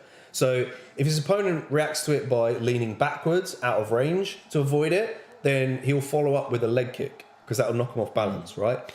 Whereas he said if it's someone like Cheeto, who more or less stands their ground but shells up, then he'll double jab and then throw the uppercut down the middle. So I think against someone like Font, he's going to try to target that. Whereas Font, on the other hand, he needs to then anticipate that and then you look to counter in the left, which I think was in the expectations there. I know he's got a full body beard, but that mustache is still prominent throughout it. You know what I mean? Yeah, it's sticking out, somehow it's like a couple of layers on top of that mustache. Chat saying real quick. Raphael says, I've got to tell you, Diego Lopes versus Gavin Tucker was effing great. The fight of the night.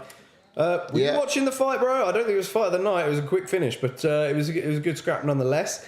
Charles Buckley says, Diego is nasty. I like both these guys. I don't know who I'm rooting for. Oh, in terms of Sandhagen Font, got to be Sandhagen for me, I'm afraid. Yeah, I would say so. He's got like, I think he's going to have a range advantage in many ways as well. And this is a little bit of a late minute step in for Rob Font. So it's a payday for him more so than it is an opportunity, I would say, particularly. Yeah, but like Font said leading into fight week, it's more of a payday than an opportunity. Like, he's ranked higher. He's ranked higher, so of course you're going to want to. It's an opportunity. You take out Cory, you're there. I hear what you're saying, but I just don't think it's a likely one, is it? It's going to be so when you take the fight. If you're a fighter, you can't think like that, though, can you? Yeah, well, again, of course it's likely. Oh, we might lose this one, but at least we get a purse. So who did you go with, Ash? You went with Rob Font, I take it then, yeah. No, I went Cory. Okay, cool. I just wondered because the way sounds like you want Rob Font. No. He was just taking the piss out of and you're not trying to belittle me. Are you not trying to belittle me? No, because you said, it's more of a payday. It's not more of a payday. It's an opportunity to fight someone that's higher ranked. Yeah. Okay. And how do you think this is going to go for Rob Font? Well, he's got his fight, his chance, hasn't he? Do you think it's the MMA game, isn't it? Yeah. Okay. Cool. And do you think this could have been an opportunity for other people to take it too? I want Rob Font to start. I mean, look. Imagine that happen. I'll be quiet. And do you know what? But he's not going to come into this guy. I just think probably going to lose it, but I'll take it for the money. Exactly. Okay. So that never happens. No, you're right. You're right. What's Vince Morales saying? I'm going to get a payday in UFC, but I don't want to be back in UFC.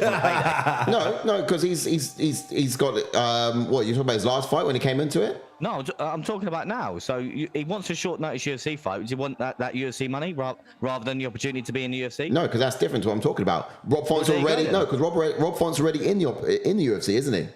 So it's very different. It's very different. You're talking about someone outside of it trying to get in. But here's the thing. The opportunity there to get into UFC is guaranteed if you're taking a fight in UFC. It's still the same point. It's still the same point. It's still the same point. If you were to say Vince Morales steps in against a ranked guy, it does a similar to Diego Lopes. That's the same point you're making. Diego Lopes done it.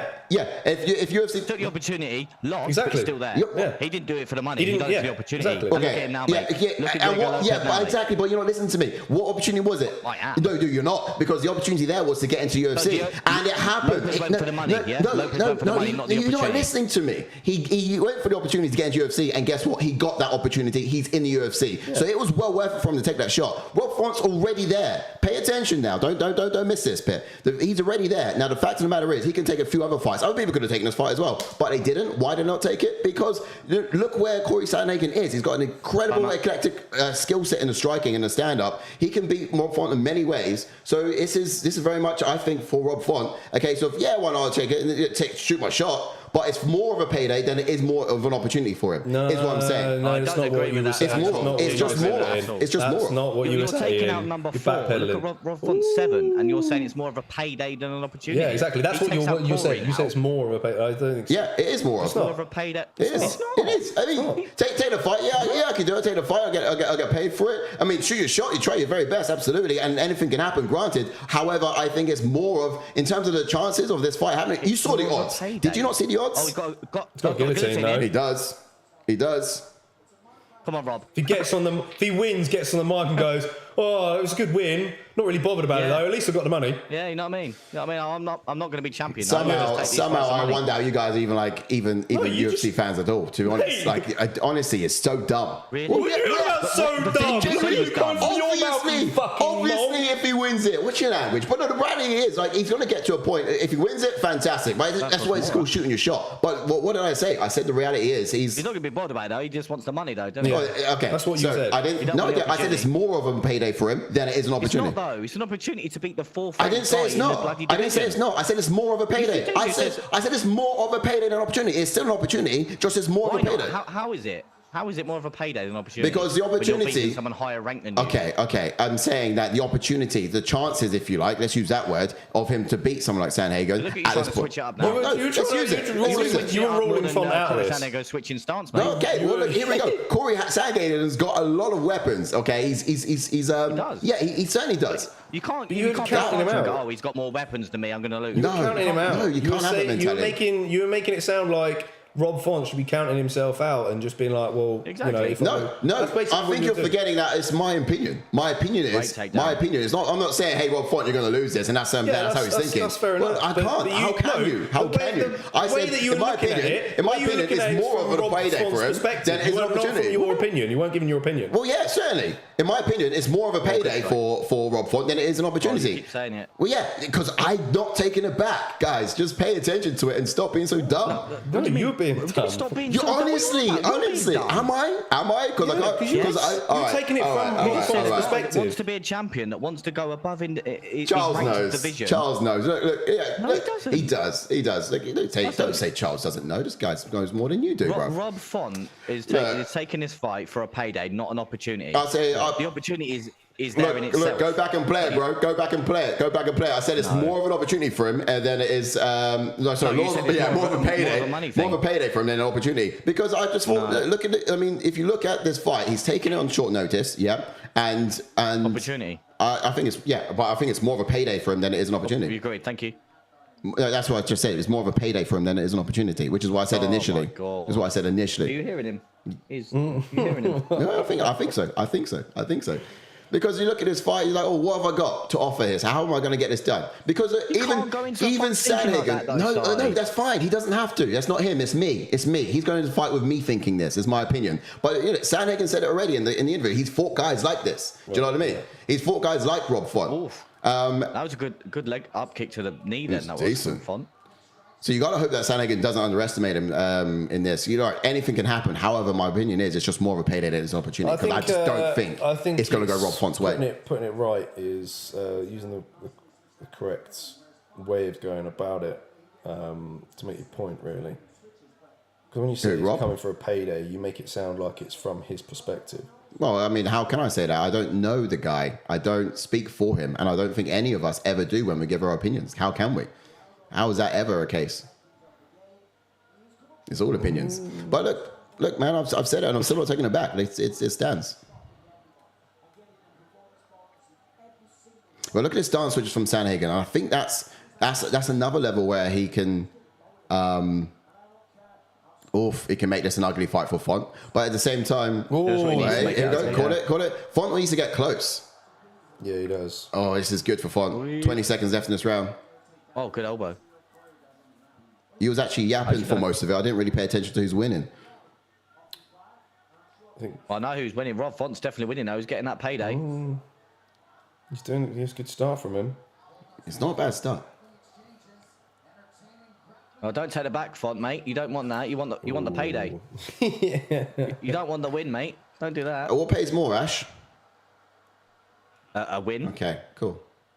Just wondered if you knew that. Do you know what pays even more? Money. Performance bonus.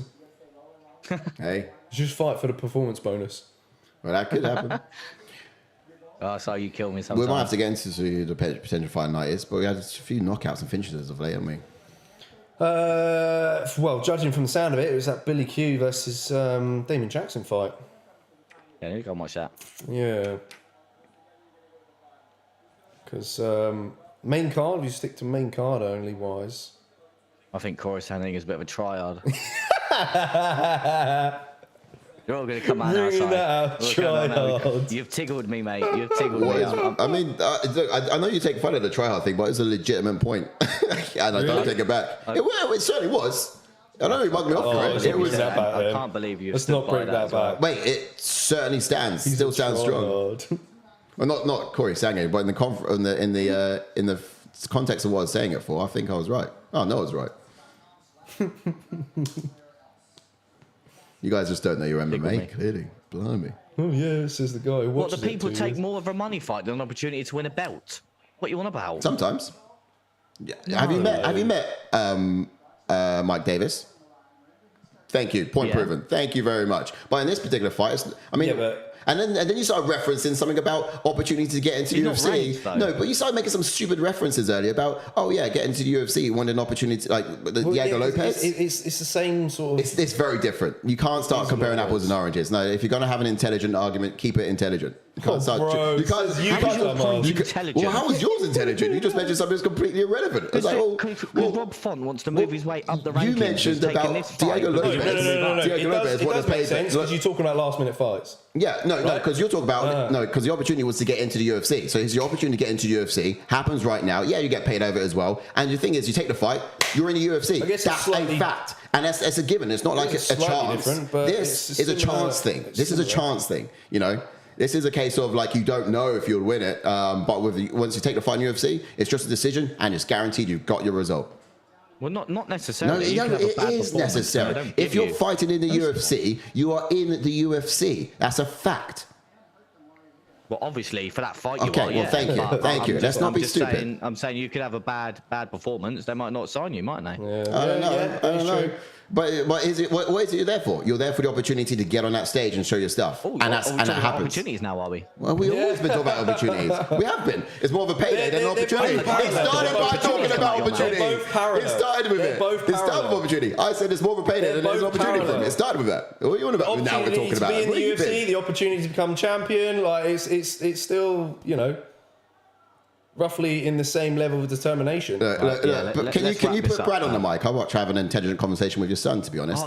No. I was about to say let's wrap this up. Whack him on the mic. Whack him on the mic. I might not have to talk to him. Wants to be a champion and wants to move up the rankings, is taking an opportunity to go higher in the rankings, saying that's a dumb argument. It's not dumb at all. Rob Font wants to move higher in the rankings. Of course he does. And he's fighting someone that's higher ranked than him. Yeah. He's taking this opportunity on short notice to try and actually get higher in the rankings. It's more of a... No, it's not. How is it? Because taking this, it's like, okay, so it's almost like, what's the chances now of him to beat Sandhagen? Oh, it's very slim. You can't say that. That's from an audience perspective, but that's not from his perspective. This is where you're messing up with this argument side. Well, it's always been from my perspective. But when you put it like that, you're taking it from Rob Font's all I ask is you to use your common sense and realise that I'm not talking for Rob Font. I don't think anyone in the chat thinks I'm talking for Rob Font when I speak. In fact, I got him on the phone here now. Why would you say it? When do I ever? It doesn't make sense. Do you think Rob Font's going to win? You were saying to me, do you think Rob Font's going to win? Yeah. Because I'm asking for an opinion, and that's from us. It's not talking for Rob Font. Do we ever? I am not his spokesperson. That never will happen. You can't just say someone. You still can't. Of course I can. Line. You can't just say, it's just a payday for him. I said, I said, I think it's more of a payday for Rob Font than it is an opportunity. No, I think it's more of I want to get in there. Yeah. I want to get in there, get paid, and more than it's a case of getting away. I mean, it'd be great. I'm not saying it's not an opportunity. It is. But it's more of a payday than it is an opportunity, in my opinion. I disagree highly. All right. Well, again, and then you must have picked Rob Font because you think there's a very... no, it doesn't. No, you can't just stop putting people's words in people's mouths. Right. I'm just saying that's what would make sense from what you're saying. I picked Cory Sandhagen because it doesn't matter who's in this division. Why did you pick Sandhagen? Why did you pick Sandhagen? Because he's a great fighter. Okay, cool, great. And you think that Rob Font's got I mean, everyone's got a fighter's chance, right? But you think he's got a good chance? Do you think he's got a good chance? You can't say you can't speak on his behalf. Of course he can't. Yes, Never can. Of course he has got a chance. No, I'm saying, do you think he's got a good chance? Do you think he's got a good chance? Yes, of course he has. Okay, and in what way and how would he do it? And how was he? It's how a would you fight say game. You never know. You can't rule him out. Probably if he gets his fight back to the feet, then he's got a chance, hasn't he? But if he's down here getting smothered, then he's not got a chance, has he? And I did not expect this, and I'm sure you didn't expect Cory Sandhagen to do this to Rob Font. I did. No, I thought it'd be touching and moving, but also the takedowns. Yeah, no, I thought the takedowns would happen too, but I thought it'd be touching and moving. And what I didn't expect, in fact, so I guess this does fall in line. But what I didn't expect was Rob Font to be so effective in the counters as he was earlier. That kind of got me a little bit. Wait. That was quite good from Rob Font. But yeah, I mean, it's in the stand-up, how does he get it done? It's just a case of. I'm saying it's more of a. Oh, we've had some signal failure on our side. It's Ash's account. Give us some coverage, Ash. Give us some coverage. It's the last 5 seconds. You're right. How did it go? Still Cory Sandhagen on top. That's that. Into round 3. Oh. Ash, have you saved your mum and dad's account on this? The sign-in Ash has come down from Virgin on our end. Oh, is it? I'll send it into the thing. Your Jacoby got his phone with him. Got your phone, JK? Hang on, I will in a sec. Send it to me and I'll read it out over the stream. I'll shout it to him from here. I'll send it to Jordan. I don't know if his phone's He's got it now, yeah. I think you might need to send the bank details over as well. Oh, are you thinking about a payday as well, JK? Yeah, let's get what we can out of it, hey. Let's get what we can out of it. I wish JK had headphones on for that one. You'd like that one. Let's get some chats up while we're here. Charles Barkley says, laugh Mazel side is going in ever so slightly. You've not seen it until it happens. This is quite entertaining, says Charles. Now, is that the back and forth that we got here on the stream, or is that the fight itself? I'd argue both. Not surprised to see Cory wrestling since he was training for Umar. Yeah, look, that was a fight he wanted, and that would be a smart way to introduce it. Look, if you've been training it, why not use it? And then he said, this is Drive Across 65, says, weird round 2. Yeah, look, it was... I think it was a good... Who did you have for that round 2, Ash? Who did you have to win it? Cory for that round, easy. Yeah, he kind of spent a lot of it on the ground there. So, yeah, I guess you could say, in weird in what ways? Maybe Rob Font did look quite good at the front end, but I think it was controlled a lot more by Sandhagen. Was it countered? No. Cory takes him down again. Brilliant. So Cory's controlling a lot of this. Probably just showing how good his wrestling is. Have you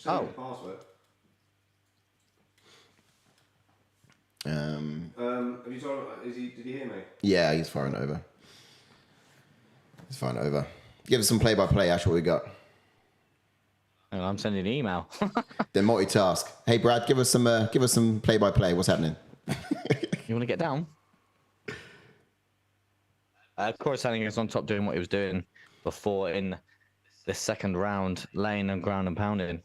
Yeah, look, I think for Sandhagen, it's going to have to be rinse and repeat at this point, right? He knows what works. I think the first round was trying to figure out how to solve the puzzle of Rob Font. Counter ability from Rob, I thought was surprisingly sharp. I say surprisingly sharp, and it was sharp. It's just finding the mark as well in that moment of what do you call it?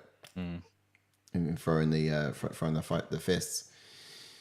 He's just showing his grappling skills in this matchup, maybe. Oh, quick question: do you reckon that maybe someone's watching the boxing, JK? No. No. It won't be on Virgin. It won't be on Virgin. Okay. It's on. We're good. We're through. Sandhagen replace the device, but I think it was mine anyway because it said laptop Chrome. Laptop Chrome? Yeah, unless it was on Ash's. He's got laptop Chrome too, doesn't he? There was only one laptop on there, and the rest of them were Samsung devices.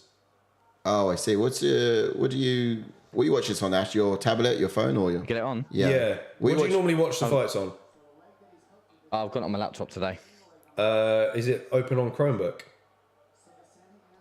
No, it's just for the internet. Yeah, Chrome. Okay, because I had to replace the device. Yeah, just take anything. Take anything. There's about 4 or 5 different Samsung devices on it, so... Yeah, Ash's laptop might have been on there. Oh, actually, yeah. No, you're right, yeah, I did see that, mine. actually. Yeah, shout, so we were right. Because I don't know what phone's what, so I thought, you know what, I'm just going to change, because I had to replace the device earlier as well, so luckily we get a couple of changes a month. Drive across 65 says, I think my TV froze. This looks exactly like round 2. Yeah, mate, rinse and repeat. Yeah. I mean, once you find out what works, then, go back to it. The thing is, we've got 5 rounds. So I think what Cory's going to want to do is get him out of there. Because to do this for another 3, it's not great. It's not great. Ash, question. What do you think Rob Fonts needs to do to turn the tables on this one? Ash? Sorry, say that again, mate. What do you think Rob Font needs to do to turn the tables on this one? Because he seems to be getting taken down at will by Cory Sandhagen. And whilst he's not going out of there, he's not looking good. He just needs to make his way to the fence, maybe try and walk back to his feet, or actually do something instead of just laying here. And then if it does get back to the feet, try and make Cory Sandhagen pay for when he does shoot. Yeah. I think it's... Again, that's easier said than done. I think it's safe to say, I think this was going to be the strategy against Umar. Done well there. I think Cory was going to try and wrestle Umar instead of Umar wrestling Cory. Could you imagine? That's just my take. It's great. It's great. He can work on something and apply it as well. Though there's a lot of fighters you tend to see them work on something and then they kind of go back to their to the habits that they've always had. Sandhagen there, significant strikes 27, Font there with 15. So it's all kicking off. Look at this. So great movement from Sandhagen, which is good. But that was good from Font. He kind of stepped in, caused Sandhagen to move to the right, and then he threw his right looping hand. Sandhagen's hand was up, but effectively it's that cerebral thinking from Rob Font that got Sandhagen to step into a strike. Now, if he could do more of that in the stand-up, great, fantastic. But that's where he gets his fight done for me. Rob Font does it in the stand-up. He's going to have to be a little bit more of he's going to have to really apply some of that fighter IQ as we go into round 4 and 5 if he wants to start making things switch. Where are we now? Round 4? I don't know. Is it round 4 or 3? I've lost because we lost the stream. I think we're in 4. I think we're in 4. Yeah, I think we're in 4. Yeah, that's when. Yeah, that would have been round 3. Yeah. So we're in 4 now. Drive across 65 says that's the answer, Ash. Just stand up.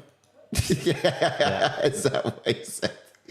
Bobby says, how does Rob Font turn us around? Well, just stand up, innit? Come on, New England Cartel, make this fight. Well, I put a bit of colour on it, mate. I did put a little bit of colour onto it. He just needs to knock him out, innit? Just fight. Just get the ball in the goal, innit? Just win. Right in that goal hole. Get the ball right in that goal hole. Here we go. Straight into it. Yeah, mate. Controlling the hands there from Rob Font. Oh, nice. Yeah. Closing the distance. Making the octagon smaller for Sandhagen. Someone was talking about expectations. But look, it's taking real estate. See how Sandhagen backs up? That he's given a whole lot of real estate that Font needs to be taken. But it's such an easy takedown. Then you've got these risks of takedowns, of course. He has to be able to sprawl out a lot quicker than that. Well, Cory Sandhagen's won by unanimous decision. I will speak to you guys later. Drive across 65 says all the rounds looking the same. Lol, it's easy to lose track. Yeah, right. That's what I thought. We were getting into round 3. What, we're in 4? Yeah, we're in 4. It looks like 2. I actually missed a round then. It does look like 2. I missed a round. So Rob Font got up last time by getting the butterfly hooks in and then really kicking Sandhagen off of him. I think he can get up in a few ways. If he uses that hand now, that left hand on the floor, to loop underneath the leg of Sandhagen, he can use it to kind of pivot his body around. And now he's in a bit of a 6'9" position. So he's going to have to cause Sandhagen to ride him a little bit more to sort of keep that control. But that could be a good way to, at this point, to scramble out of this position. Just closing my eyes listening to what you just said. Oh, yeah? Mate, stop touching yourself. In a 6'9" position. Stop touching yourself. What's your hand doing right now, bro? I'm live. Oh. Fridge says... Come on, bro. Come on, get your hands on your pants. Big Fridge is in the house and says it's the same single leg every time. Yeah, I mean, effective use of the wrestling from Cory Sandhagen, showing that he's got more than just, one string on his bow. He's got boxing gloves on his calf there, but do you think the way he's fighting tonight, he should get a jiu-jitsu belt on the other one? More of a wrestling singlet. Drive Across 65 says, could be round 7, who knows? Yeah. It's all the same. Wait, what year is it? I see a 7 there. It's 7 next to Font's name, so it's round 7. But this actual fight did have potential to be a great fight if it stays standing. But do you think? Yeah. I think. Yeah. But it's Cory not taking any chances. Yeah, he might do it in the last couple of rounds, but. Well, can you imagine if he'd done this to Umar? Rah. That's what I'm saying. I thought Cory's a ballsy motherfucker. Do you know what I mean? He's. Yeah, I think he would attempt it. For even taking that fight, let alone. Yeah. Oh yeah, especially the jump, Ross Club. I mean, that would have been the ideal fight for Umar, wouldn't it? Because a win against Cory, you're basically there, aren't you? Next contender. Win against Cory, and you get the payday, didn't you? Yeah, exactly. Doesn't matter about the title at the end of the day. Do you realise you get paid more if you win the belt, though, right? Oh, there you go, then, mate. Pay-per-view points mean prizes, baby. Tuned out for a second, boys, but tuning back in. Yeah. You tuned out because you don't like intelligent conversations, do you? Conversations? No, not at all. That was real intelligent. That's the TARDIS coming in. That's the intelligence. That's the level of intelligence. I'm glad I did tune out. Looks like they're having a post-fight heart-to-heart at this point. Well, could you imagine... Could you imagine Sean O'Malley gets injured? Cory Sandhagen, I want the money, not the title. You know what I mean? It's not an opportunity for me to win the belt. It's an opportunity for me to get even more money. I'm here for the dollar, baby. What do you mean? Yeah, I'm here for the money. I'm here for the pussy weed chips, brother. Even the reason I use that as an example is because Sterling's already subbed Cory Sandhagen. Yeah. Mm-hmm. So he would go into that fight with a bad mindset, but don't worry, he will get paid. Probably going to lose against the champion again, but at least I guess I'll get a payday. What is an opportunity? All right, an opportunity would probably look like when the chances of you winning outweigh the chances of you losing. That's when it's an opportunity. When it's the chances of you losing outweighs the chance of you winning. But you and your all of a sudden, it's not a very intelligent opportunity. Do you know what I mean? You don't really think of it like that. I get, I know. Okay, look, it might be an opportunity. So why is he a fighter then? If you're taking it that way, it might be an opportunity nonetheless. But the fact of the matter is, when I said it's more of a payday than an opportunity for him, it just suggests that the chances of him actually getting that win. It's looking bleaker than it is looking positive. That's not the point, though. Well, that is the point, because the words were more of a payday than an opportunity. That was the words. That's what it was, and I think it is. Just because the chance of getting I'm putting this as a video. This is going out as a video. Mate, clip it up. Make sure you get. Make sure you get the very beginning as well, and get the whole entire intelligent conversation in it too. Include all of it. Round 4's done. We're into 5. And so far, each round's looked much of the same. What's Font got to do to still be in a winning shot here? He's got to get a knockout. He's got to get a knockout. It's not going to be a submission. Across 65 says fight of the night, Suarez by sub or Ash fighting his kid to sleep. Good turn. He's doing well. Is he just on the floor? Yeah. Unfortunately, Ash has an advantage. It's a KO! Clean KO! He's sparked out. Ash has a huge advantage in that battle, though, unfortunately. Oh, mate. Unlike these two fighters, of course, because these fighters can't bring chloroform into the octagon with them. Or cowpole. Yeah, it's cowpole, the kid. Ash has it on the side. Look, Jason Hose, I was like, listen, you take him down again, mate. I'm going to take a point. Yeah. All these nice people didn't come here just. And I'm going to take your fight purse as well. Yeah. Here we go. Fight's in. So, Font, it's his last opportunity to get it done. How does he do it? Is he going to approach the same way? He's just got to stay standing. He might be able to get a guillotine choke in when Sandhagen shoots on him, but For that right hand. He would have to sprawl out at least. He cannot be ending up underneath his body. Yep, Sandhagen definitely going to use that feint to his advantage. Feint the takedown, get a reaction from Font, because that takedown has been detrimental to Font up to now. So why not use it? Oh, Font taking Font it. level changing. Hey. Hello. He wants to end up on top. He wants to try that out. I mean, he had some Go success. for a pedigree. Yeah, had some success in round 1, didn't he? Drive across 65 says Ash is losing 10-9 after 1. Yeah, I was, mate. That's even with the claw. Is that with the chloroform? I always lose. Well, I still get paid at the end of the week, though. Mate, if you come out the king, you better not miss. That's all I'm saying. Well, look, I don't know if this is a smart strategy for him, because what's going to happen? He's going to look good in the top position for 1 round. It's not enough. Yeah, exactly. Yeah. It's not enough.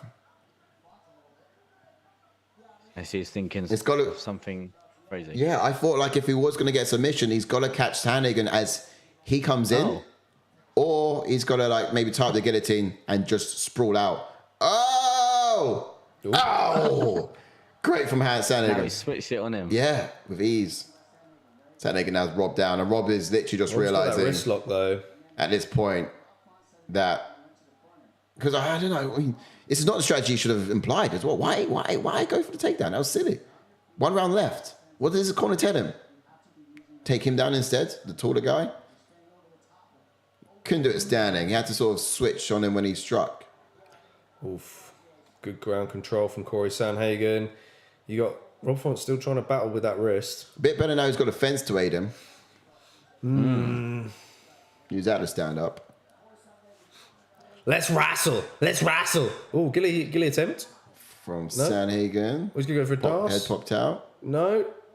Hips are higher than Font's, so he's got the advantage here. Here we go. See that leg there? If Font hooks out, he can pivot around. Oh. Hey. Is that dancing? It is, because he's got the arm in. He needs to collect the legs. You see the panic and desperation from Front there. Yeah. He's panicking hard, but Cory Sandhagen doing well to control this. I think he's created a gap, though. I think he's created a gap. Well, now it might be tight. This could be tight. Maybe. No. He's let go. Oh, he's cinching back in again. He needs to collect those legs. Oh, this is deep. It's good enough. He needs to collect those legs. Still wall walking to try and tighten it up, but Font's doing a good job of using his reach there to push him away to prevent it from getting tighter. Yeah. But now, I see that. So Sandhagen's had to readjust a few times, but I think he's lost it. Well battled from Font. Font's tough. He's in the right position now. He just doesn't have those arms in place. Needed to collect those legs and kind of fold his head on his body, because that would be when it's most effective. Otherwise, it's just he doesn't cut off. Font going for arm bars, but Sandhagen sits back in guard and says nope. Yeah. You have to keep your composure at this point. The leg was on the chest then. He could have pushed him off. High hips here from Font. Not Font, sorry, Sandhagen. But he is looking to land some posture up and ground and pound. Done. Back to half guard.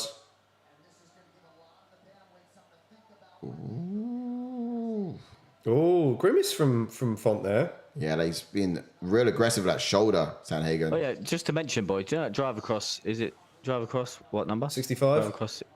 That is Josh from the guys' podcast I was talking Oh, yes, nice. Josh. What's up, do you Josh? know another drive across, but 69? Do you know that guy? Yes. Oh, you do? Okay. Yeah, I know that one. Yeah. Just close your eyes for a second, Ash.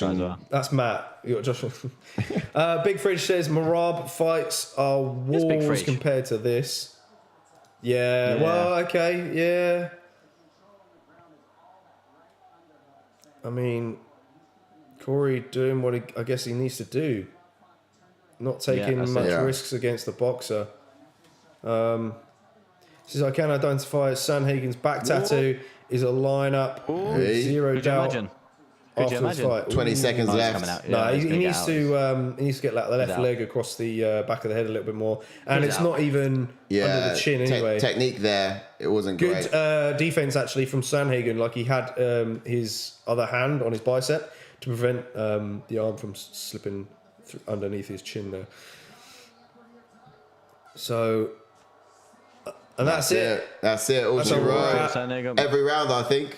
I think. 50-45. I just woke it up, Brad, didn't I? Job well done. Did you wake him up? Yeah, there we go. There we go. He's back up. He's back in the fight. He's back in the fight. Round 2. Next round, yeah. Next round. Round 2. Let's go. Bless. Wild. Great from Cory Sandhagen. You can see he's leveling up in many ways. He's still getting good at that top end of the division. Keeps evolving. Yeah, I guess maybe the wrestling may have been one of his weaker points. He's not really. You guys really thought that Rob Font had a chance there, that one, though. It was great. Yeah, the fighter's chance, yeah. Of course he has a chance. But you guys really thought he had a chance. Not a real chance, a fighter's chance, yeah. Yeah, but you guys thought he really had a chance, because otherwise that whole argument would have been completely invalid if he didn't. No, not really. Well, no, not necessarily. Even if I'd have talking from a fighter's point of view. Well, that's the point. No, Ash, don't entertain me. Although I said, I mean, this is it. Although I said more of a you just made yourself into mate, come for me. We can go. A dumbass conversation again, so... Conversation, you mean? But us intelligent people will stick to one side. Doesn't get much intelligenter than you boys, I'll tell you. But I mean, the point is, I think when you do say more of a fight, more of a payday than an opportunity. It's all right. We'll just tell Moddy that you think he's got no chance in his next fight. It's all right. Well, you got to listen to what I say. More of a chance than more of a payday than an opportunity. 50, 45. Right, here we go. You tell Moddy that then. Cory Sandhagen. Yes, exactly. Because he stepped up short nose, didn't he? Yeah. Yeah, I mean that's fine too. It's fine too. But I'm talking. It's fine now, is it? Well, you guys are forgetting that I'm talking about this particular fight.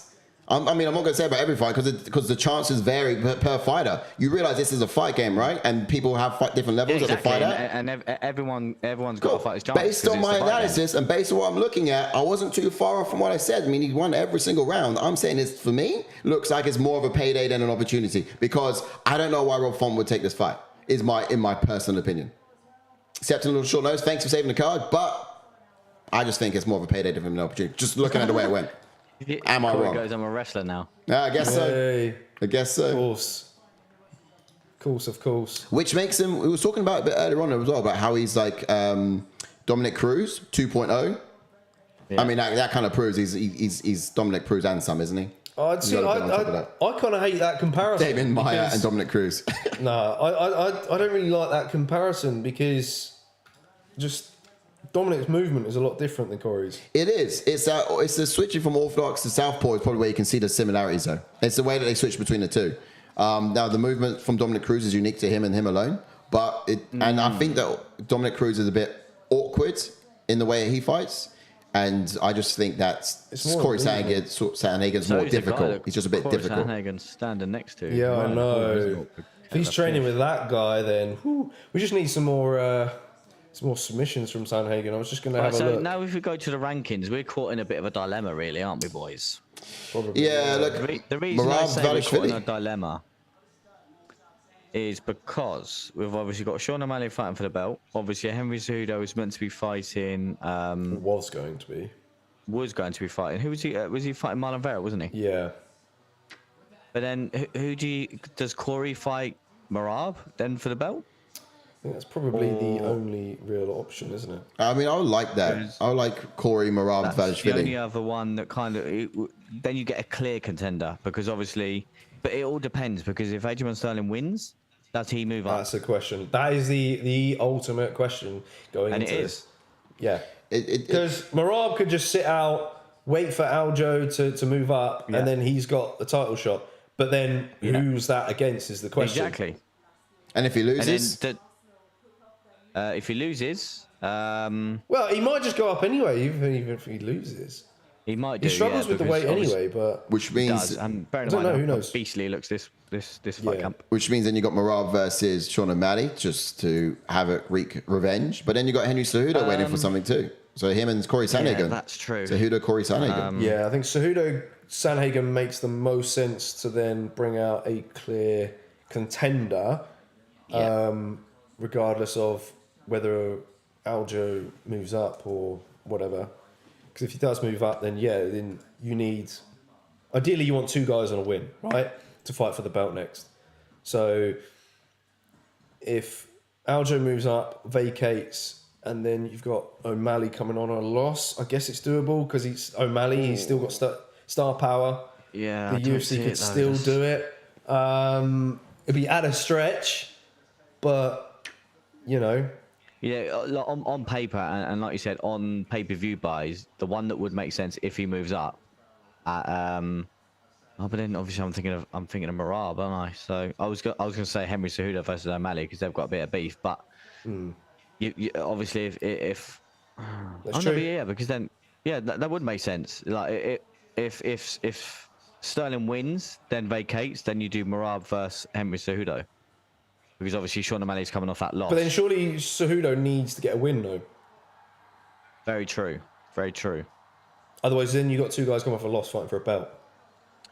Yeah, that is very true. And this is what I mean. We are caught in a massive circle here because if he wins and stays, then you got Merab versus Cory Sandhagen, and then you could do a Henry Cejudo versus Sean O'Malley. I think Cejudo had shoulder problems, didn't he? So we don't really know the extent of it and how quick he can get in there.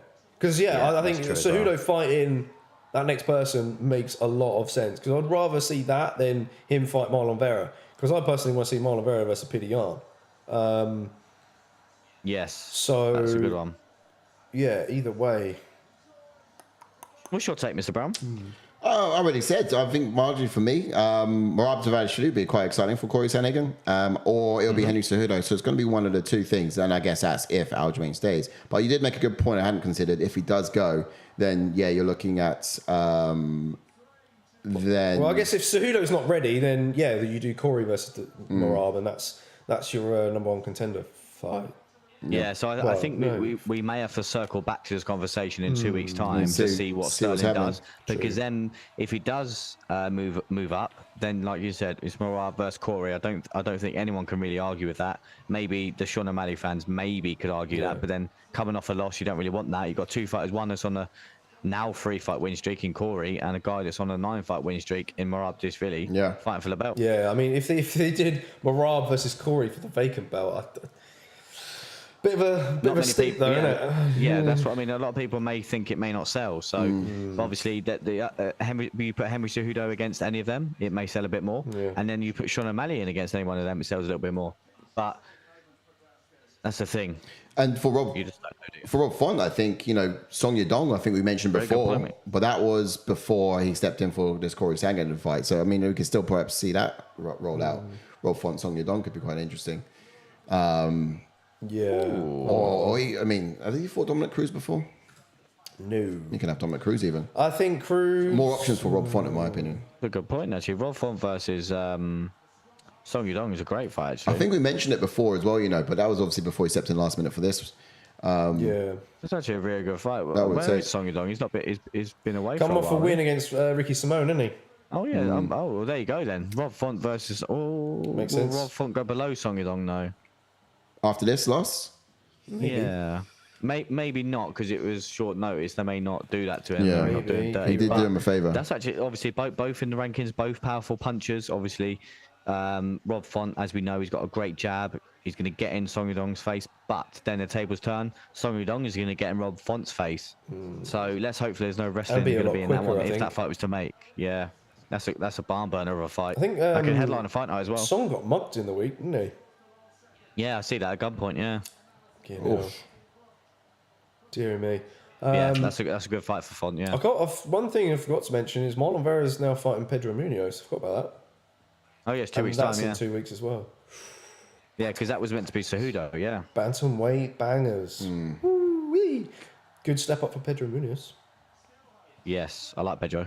It'll be good. Yep. All right, cool. That wraps that.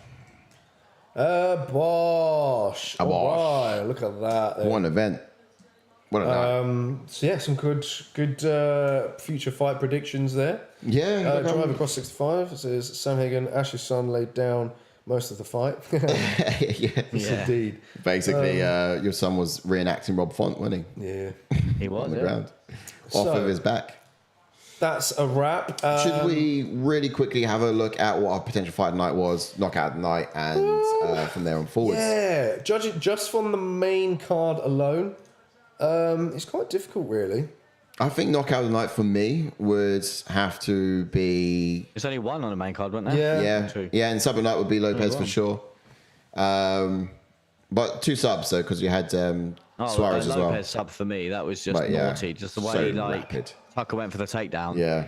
And whilst he's on the back, sort of dropping back, got the triangle in. Yeah. I might even say on the main card fight night would go to Boser and yeah, I was just thinking that. I mean, that's definitely fight night for me. They might run away with it. Definitely fight night. Because the third round was pretty close. Yeah. Yeah. Camur definitely dropped the second round. First round was Tozer. So was first round Boser? Yeah. Yeah, first round Boser, I would have said. It was a good back and forth scrap. Yeah, it was. Yeah, I mean, good fight. There's definitely a fight night. Yeah, we were saying in expectations as well. Both gritty, stubborn fighters, and I guess with the circumstances that they're both facing. Yeah. Last fight on Obviously, contract on 1 and 4, 1 and 5. We'd have to go back and watch the prelims, but I think most people would probably pick Billy Q as Damon Jackson as the fight. I don't know. Yeah, if we go back a bit earlier. Overall. But decent fight card nonetheless. And for you guys who stuck it out with us, thanks again for being here. Yes. That's been special. As always. Yeah. Make sure you have the notifications bell rung on our channel because Ash will be doing yet another tough review in midweek. So make sure you check that out because we got another semi-final bout, haven't we? In the lightweight division. Lightweight division, yeah. Jason Knight versus. Oh, mate, that's going to be a banger. And that episode's going to be really good as well because you've got the coaches challenge in there as well. So yes, we do, the fight's going to be fire. The coaches challenge is going to be entertaining and fun to watch anyway. So make sure you tune in with Ash and get his opinions and thoughts on the episode, as well as share your own in the comment section. Do. Indeed. You guys have been brilliant. We've been ATF, and catch us next week. We'll do another watch along to Luke versus the Sanjos. Exactly. Yes. Seeing them back in there. Strikers. Well, going to work. Strikers, Brazilians, in fact. Putting on display for everyone, so it's going to be a good card. Make sure you join us. Vicente Luque back in the office. Can't wait to see it. Indeed. You guys have been brilliant. Thanks so much. Love, peace, Thanks, guys. and chicken grease. Ciao for now. Stay sexy.